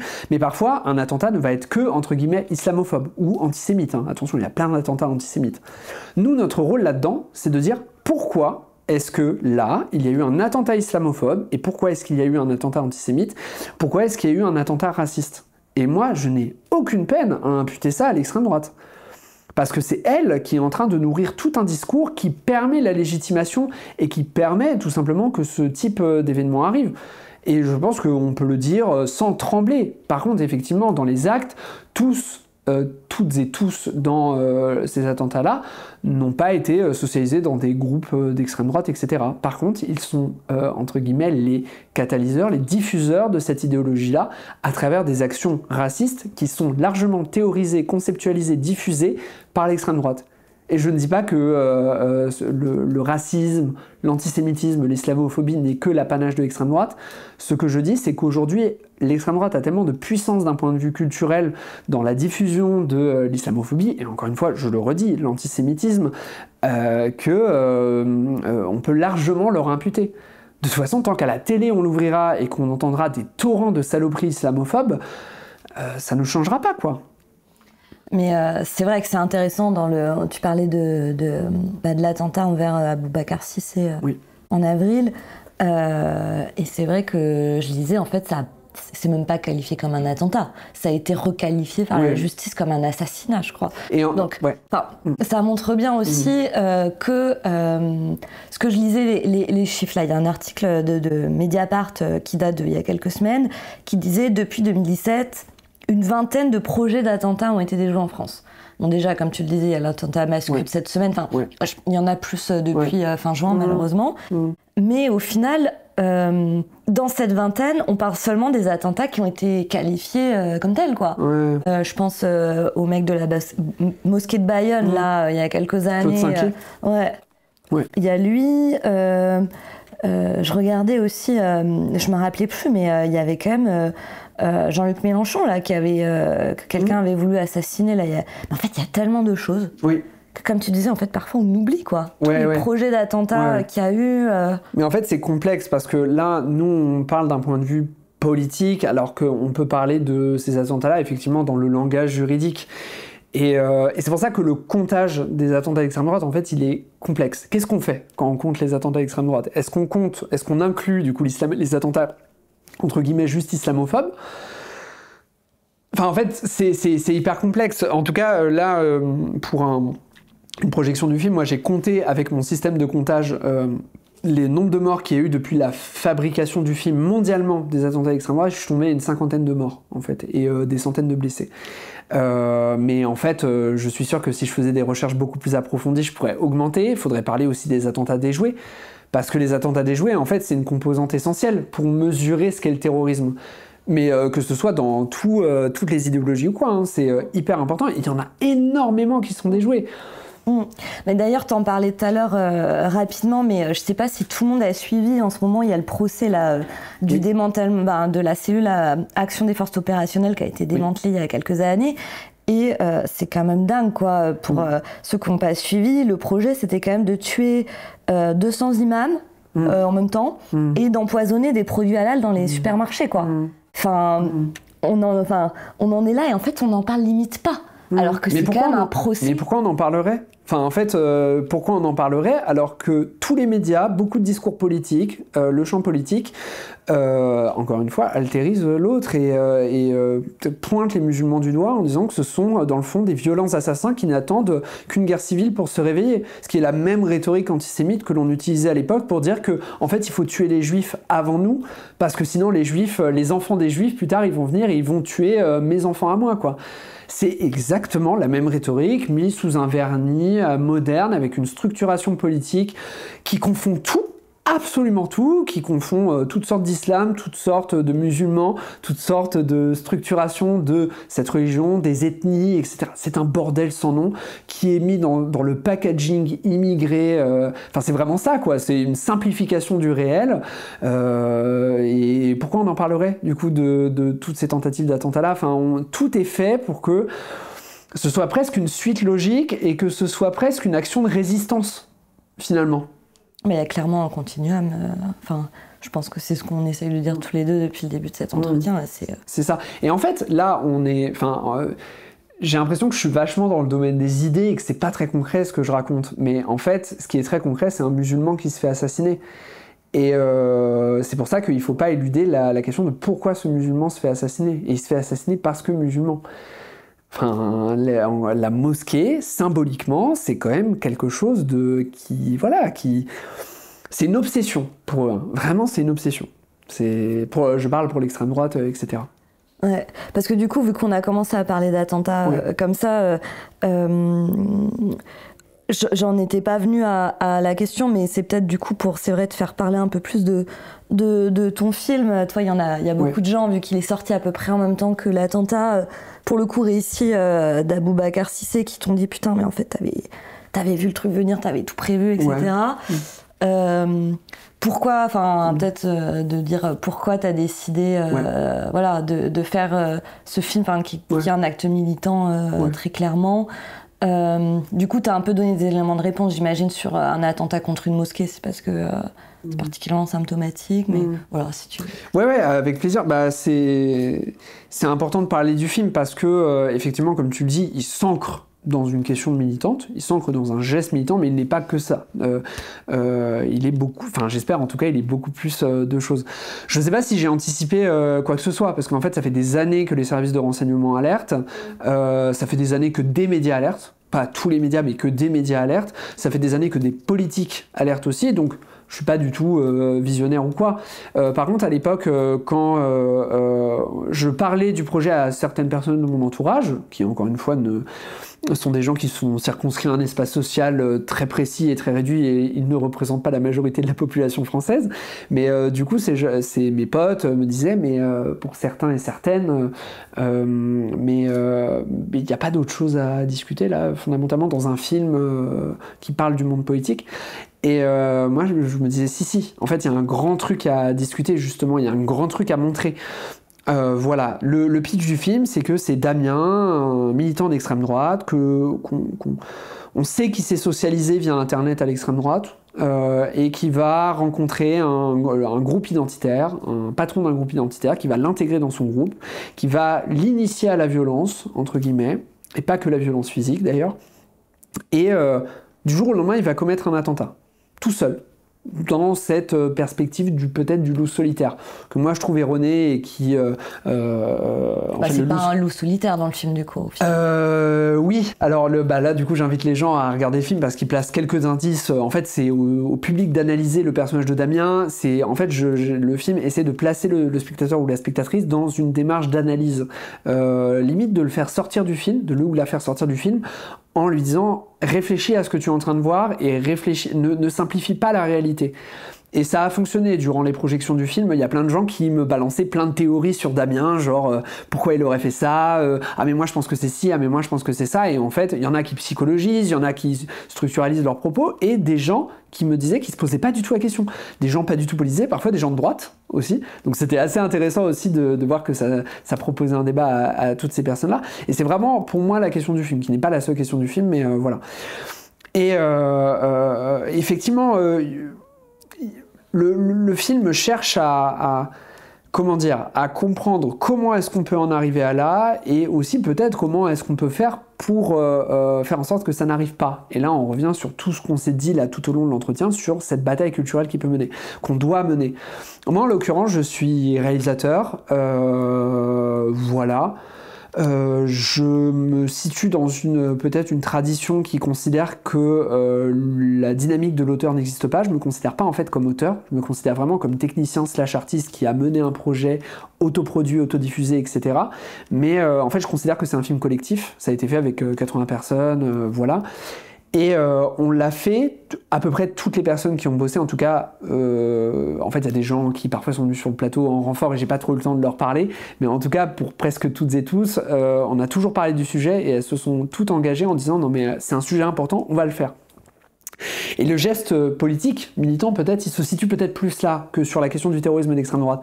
Parce que fondamentalement, le film ne propose rien d'autre que creuser le sujet, proposer des éléments informationnels pour parler de l'extrême droite. Je coupe, est-ce que vous voulez couper? Et je pourrais reprendre la phrase. Je sais pas, comme vous voulez. J'ai encore 11 minutes. 11 minutes? Comme vous voulez. Moi, j'ai autant de temps qu'il faut. Ok, super. Voilà, je vais reprendre tout de suite. Je voyais que vous faisiez des signes. Informationnel sur la question de l'extrême droite. Oui, voilà, c'est ça. Et le film, au-delà de sa démarche informationnelle, rentre dans une dynamique où, pour moi, il faut proposer des récits cinématographiques qui décrivent le présent, voire qui peut-être anticipent l'avenir. En France, on n'a pas eu d'attentat à l'arme lourde dans une mosquée par un militant d'extrême droite, comme il y a dans le film. Par contre, c'est un fantasme de l'extrême droite. C'est un fantasme, et pour le coup, je pense, inconsciemment de toute l'extrême droite. En fait, plus ou moins consciemment, en fait. Et là, on revient, encore une fois, à cette analyse structurelle dont on parle autant. Mais le film cherche à rendre potentiellement réel quelque chose et dire oui mais en fait qu'est-ce qui va se passer ce jour-là et qu'est-ce que nous on peut faire, quelles sont les modalités d'action qu'on peut mettre en place pour réagir à ça et comment l'ennemi surtout va agir. Le film est du point de vue de l'ennemi, le film est du point de vue déjà toujours des blancs, toujours d'une sphère parisienne extrêmement circonscrite dans un entre-soi qui pour moi est problématique, et là je laisse les gens de découvrir, et on n'est jamais du côté des minorités, des musulmans dans la mosquée, etc. Et ça c'est un choix politique conscient que j'ai fait, qui a été beaucoup débattu d'ailleurs à la sortie des projections, mais pour moi c'est hyper important de faire des films qui montrent le point de vue de l'ennemi en interne, et en l'occurrence le film se place du point de vue de l'extrême droite. Mais je pense que c'est important parce que en fait les imaginaires ne sont finalement pas tant colonisés que ça. Désolé pour l'utilisation du terme colonisé, il est vraiment horrible, mais ne sont pas nourris par le point de vue de l'ennemi. Et pourtant, je pense que c'est extrêmement important de l'avoir. Moi, je n'ai jamais autant appris sur l'extrême droite que en infiltrant leur groupe, du coup en les entendant directement en face, ou en regardant des documentaires, des films, en lisant des livres, en parlant autour de moi, ce qui m'a permis vraiment de voir des points de vue différents du mien et de mieux les comprendre. Et le film cherche ça, en fait. Et je pense que c'est un vrai acte politique qui peut potentiellement servir que de faire ça. Maintenant, je pense qu'un film n'a aucune efficacité politique, un film n'a presque aucune capacité de transformation sur le réel, un film ne va pas créer de ferveur militante chez les gens parce que, soyons clairs, c'est toujours le même genre de public qui va voir ces films-là. Je pense qu'on pourrait les catégoriser très vite et tout, et c'est pas interclasse le cinéma, etc. Surtout un cinéma comme ça. Et c'est pas méprisant de le dire, hein. Je pense juste que le cinéma est excluant et que je participe malheureusement à un système qui est extrêmement excluant et j'aimerais en sortir, et c'est vraiment ce sur quoi je travaille. T'es pessimiste, hein? Je suis très pessimiste, mais par contre... T'es pessimiste parce que je voulais finir sur une question de perspective pour la gauche, mais et là t'es en train de nous... Parce que quand même, une des choses, c'était la lutte idéologique, notamment qui peut se tenir dans l'art. Ouais. Mais bon, du coup, t'as pas l'air d'y croire au final. Non, je vais nuancer. Du coup, je pense que le cinéma un film, en tout cas, ne va rien changer. Enfin, franchement. Ou alors, le film, il fait des millions d'entrées au cinéma et tout, mais on sait, en faisant la sociologie des salles, en voyant comment fonctionne le cinéma, comment en dehors de Paris, c'est un désert total, et choisi par toute une élite parisienne. Mais je pense qu'effectivement, un film n'a aucune possibilité de transformation sur le réel. Par contre, et c'est ça que je prône, et c'est ce pourquoi je milite pour un monde du cinéma qui prendrait à bras le corps ces thématiques-là, et pas que la thématique de l'extrême droite. Moi, j'aimerais, en tant que spectateur, et là je reviens à une position de pur spectateur, moi j'aimerais des films, mais divertissants, comiques, émouvants, comme on peut en voir certains aux États-Unis d'ailleurs, sur l'État, sur la police, sur les présidents, sur les figures de la 5e, sans nécessairement centraliser tout autour de leur figure, mais parler de tout ce qu'il y a autour. Mais en France, je pense que, et là on rentre dans un truc immense, mais qui me passionne profondément, mais je trouve que le cinéma français, en fait, n'aborde pas ces questions-là. On n'a pas, par exemple, de grands biopics de présidents. Et ça il y en a un sur Bernadette Chirac, où du coup on voit Chirac. Et non mais en vrai il est marrant en plus. Ah ouais, je l'ai pas vu. En vrai il est pas mal. Okay. J'y allais un peu à reculons et en fait, intéressant. Du coup, tu vois d'ailleurs Villepin, dont on parle beaucoup et dont certains pensent qu'il est de gauche. Bon, tu te rappelles qu'il est pas de gauche quand même. Ouais. Mais c'est vrai que c'est pas sur Chirac, c'est sur Bernadette Chirac. Non, mais ça doit être très intéressant. Et en soi, je dis pas que tous ces films-là sont intéressants, mais en fait, les films qu'on a eus sur le champ politique, en fait, soit sont très abstraits, soit ont une vision hyper bourgeoise, soit sont hyper excluants dans leur méthode de diffusion, et du coup, c'est que les mêmes publics qui vont les voir, à savoir des publics qui s'intéressent à la politique, qui ont le temps d'aller au cinéma, qui ont le temps de se faire chier à voir des politiques, alors que on se les tape toute la journée dans les médias. Pourquoi j'irais les voir au cinéma? Alors que en vrai, cinématographiquement, il y a quelque chose de dingue à créer. Et je trouve que la série a su beaucoup mieux créer des séries de divertissement. Baron Noir, incroyable. Baron Noir qui a touché quand même beaucoup de gens grâce à la télévision, qui est quand même qui permet beaucoup plus de diffusion interclasse que le cinéma quand même. Voilà. Bon, ça c'est ma vision qui est très précise et elle est à complexifier. Et je travaille là-dessus justement et j'aimerais beaucoup en parler. Mais en tout cas, je milite pour qu'il y ait un mouvement culturel global, médiatique, politique, unifié, qui parle de ces sujets-là et qui les visibilise. Et là, les médias, ils sont en train de faire le taf. Les médias alternatifs sont en train de faire le taf. Blast, Street Press, Mediapart, et plein d'autres, peut-être plus petits, etc., qui sont en train de faire ce travail-là. Des mouvements culturels qui abordent ces thèmes-là, mais dans des films, du coup, qui forcément marchent moins bien parce qu'ils sont pas dans le circuit cinématographique. Parce que le circuit cinématographique français a une tendance à la dépolitisation de ces sujets qui est quand même extraordinaire. Enfin, je trouve que c'est terrible, quoi. Enfin, c'est vraiment, moi, ça m'effraie. Et mon rôle en tant que réalisateur, c'est de participer à ça. Et je pense que mon utilité politique, et notre utilité politique, du coup, vu que c'est un film qu'on a fait à plusieurs, est là, typiquement. C'est d'avoir participé à dire, bah écoutez, nous, on a fait la part du gâteau, maintenant, c'est à vous de vous emparer de ces sujets-là. Et d'autres gens le font, hein, et peut-être mieux que nous, ou quoi. Je sais pas si le film est bon, je sais pas si la manière de le faire était bonne, et je le soumets à la critique, et je serais ravi d'avoir l'avis de militants et militantes sur le film. Vraiment. Et ça m'intéresse de ouf. Il y a une question. Mais par contre, stratégiquement, je pense que ce qui a été pertinent, c'est d'inonder dans des cinémas et à des publics qui s'attendaient pas forcément à s'intéresser à ce sujet-là, ce film. Là, on est allé à la rencontre des publics et on a vu des gens qui, typiquement, ça se voit, et ça se voyait même, ils le disaient, qu'ils s'intéressaient pas à ces sujets-là, quoi. Et en fait, ils disaient, ah ouais, le terrorisme d'extrême droite, ah bon, c'est un problème, ah ouais, c'est une problématique, bah ouais, c'est une immense problématique, tellement invisibilisée par toute une structure qui cherche à l'invisibiliser, que beaucoup de gens ne voient pas le truc, etc. Et ça veut pas dire que ces gens sont stupides, ça veut dire qu'ils sont victimes par tout un système qui force à ça. Et notre rôle là-dedans, c'est le rôle de visibilisation. Et au-delà de ça, il y a un geste artistique, mais dont on a moins parlé aujourd'hui parce qu'on est plus dans des questions stratégiques, politiques, sociologiques, etc. Mais il y a un geste artistique, je pense, dans le film que moi je défends en tant que réalisateur. Au-delà de ça, ça parle de plein d'autres sujets, peut-être plus intimes, peut-être plus cinématographiques, et dont je serais ravi aussi de parler avec les publics qui vont le découvrir en ligne gratuitement sur YouTube. Voilà. On n'a plus le temps, non ? 4 minutes. Il y a quelque chose que je trouve ultra... Ouais, mais en même temps, c'est pas mal pour finir ça, non ? Est-ce qu'on peut le voir ? C'est important. Est-ce qu'on peut le voir ? Bah, il est sur YouTube, chaîne YouTube, un roman national. Tu peux le dire à la toute fin si tu veux, en guise de fin. Non, mais je pense qu'il faut finir sur ça, parce que sinon, en fait, moi, quelque chose que j'avais grave aimé dans ton film, même si du coup, c'est très peu, c'est ce moment où les militants de gauche discutent entre eux de quelle stratégie mettre en place. Après, vu que tu le creuses pas trop, c'est un peu l'idée, mais schématique, mais que tout le monde présente de cette manière un peu schématique, est-ce qu'il faut faire un petit communiqué sur les réseaux sociaux et voilà, ou est-ce qu'il faut, en fait, là, il faut l'action directe, quoi. Il faut des antifascistes, il faut un renouveau, il faut une riposte antifasciste, quoi. Et je trouve qu'en effet, ça ça nous pose question et que toi tu disais, moi en tant que réalisateur, je me place dans le fait de parler de ça et le diffuser. Et voilà, après tout, les choses fonctionnent entre elles aussi. Je pense que chacun essaie de trouver sa place où il peut, quoi. Carrément.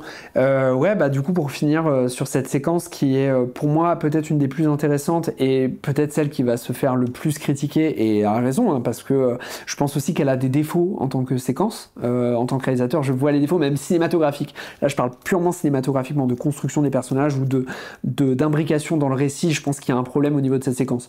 Par contre, cette séquence qui a été mal prise par certaines personnes, alors il y a beaucoup d'antifascistes qui l'ont vu. Il y a beaucoup d'antifascistes qui l'ont vu. Beaucoup, notamment des femmes, ont beaucoup dit qu'elles trouvaient la séquence très pertinente au niveau de la misogynie des groupes de gauche, des systèmes de domination des groupes de gauche, qu'il faut absolument remettre en question. Et d'autres gens qui l'ont très mal pris en disant oui, vous faites une représentation de l'antifascisme global, ce qui n'est pas du tout le cas. Dans le film, encore une fois, je ne parle pas de l'extrême droite, je parle des groupes identitaires d'extrême droite ou des groupes de néo-nazis d'extrême droite. Les groupes identitaires ne sont pas pareils que le Front National. On ne voit pas le Front National de l'intérieur, on voit les identitaires. Et un sociologue de l'identitarisme, Samuel Bouron, a expliqué lors de l'avant-première du film que le film était assez précis justement dans sa manière de mettre en scène les identitaires. Ce que l'on voit dans la scène, c'est un groupe qui est extrêmement précis. Ce sont des petits bourgeois, pour la plupart blancs, qui discutent dans un canapé très confortable, dans un appartement très confortable parisien, de modalités de lutte à travers des idées qui sont très théoriques. Et beaucoup d'entre elles, des femmes, décident de dire en fait non, là va falloir agir parce que là on est en train de s'enfermer. Et moi c'est des choses que j'ai vécues personnellement. Voilà. Donc déjà, c'est pas un groupe antifasciste, c'est un groupe autoproclamé antifasciste. Pour moi, l'antifascisme, le vrai antifascisme, entre guillemets, est libre aux gens de dire qu'est-ce qu'est le vrai antifascisme ou quoi. C'est l'action directe. C'est l'action directe, c'est la rue, c'est la défense. À Lyon, l'antifascisme, je le défends et je le défendrai toujours. Mais je pense qu'il faut aussi un antifascisme théorique. Et les deux ne sont pas incompatibles, on peut lier les deux. Mais la séquence va chercher à créer des personnages qui sont assez complexes finalement et qui défendent chacun une opinion qui, moi, lors de l'écriture, lorsque j'écrivais la scène, qui, moi, m'intéresse et qui ne m'intéresse pas. Des choses que je trouve intelligentes et d'autres que je trouve peut-être moins pertinentes. Mais j'ai essayé de brouiller mon regard en disant aux acteurs et actrices, improvisez, lâchez-vous, rentrez dans l'idéologie que je vous ai proposée, renseignez-vous et maintenant défendez-la corps et âme dans une scène et reproduisez des structures de domination dans votre façon de jouer les personnages pour révéler ça au cinéma, visibiliser la violence qu'il y a à gauche. Et en l'occurrence, c'est toute l'utilité de la scène, c'est de proposer tout un tas d'idées pour lutter contre l'extrême droite, contre les néofascismes, contre l'ultranationalisme, contre les identitaires, les néo-nazis, contre l'extrême droite des partis, et les gens, à eux de glaner dans cette séquence ce qui les intéresse ou non. Voilà. Michante, merci. Pas de souci. Merci beaucoup. Et le film sera disponible, enfin, il est disponible, il est sur YouTube, voilà, donc n'hésitez pas à aller le voir. C'est bon ?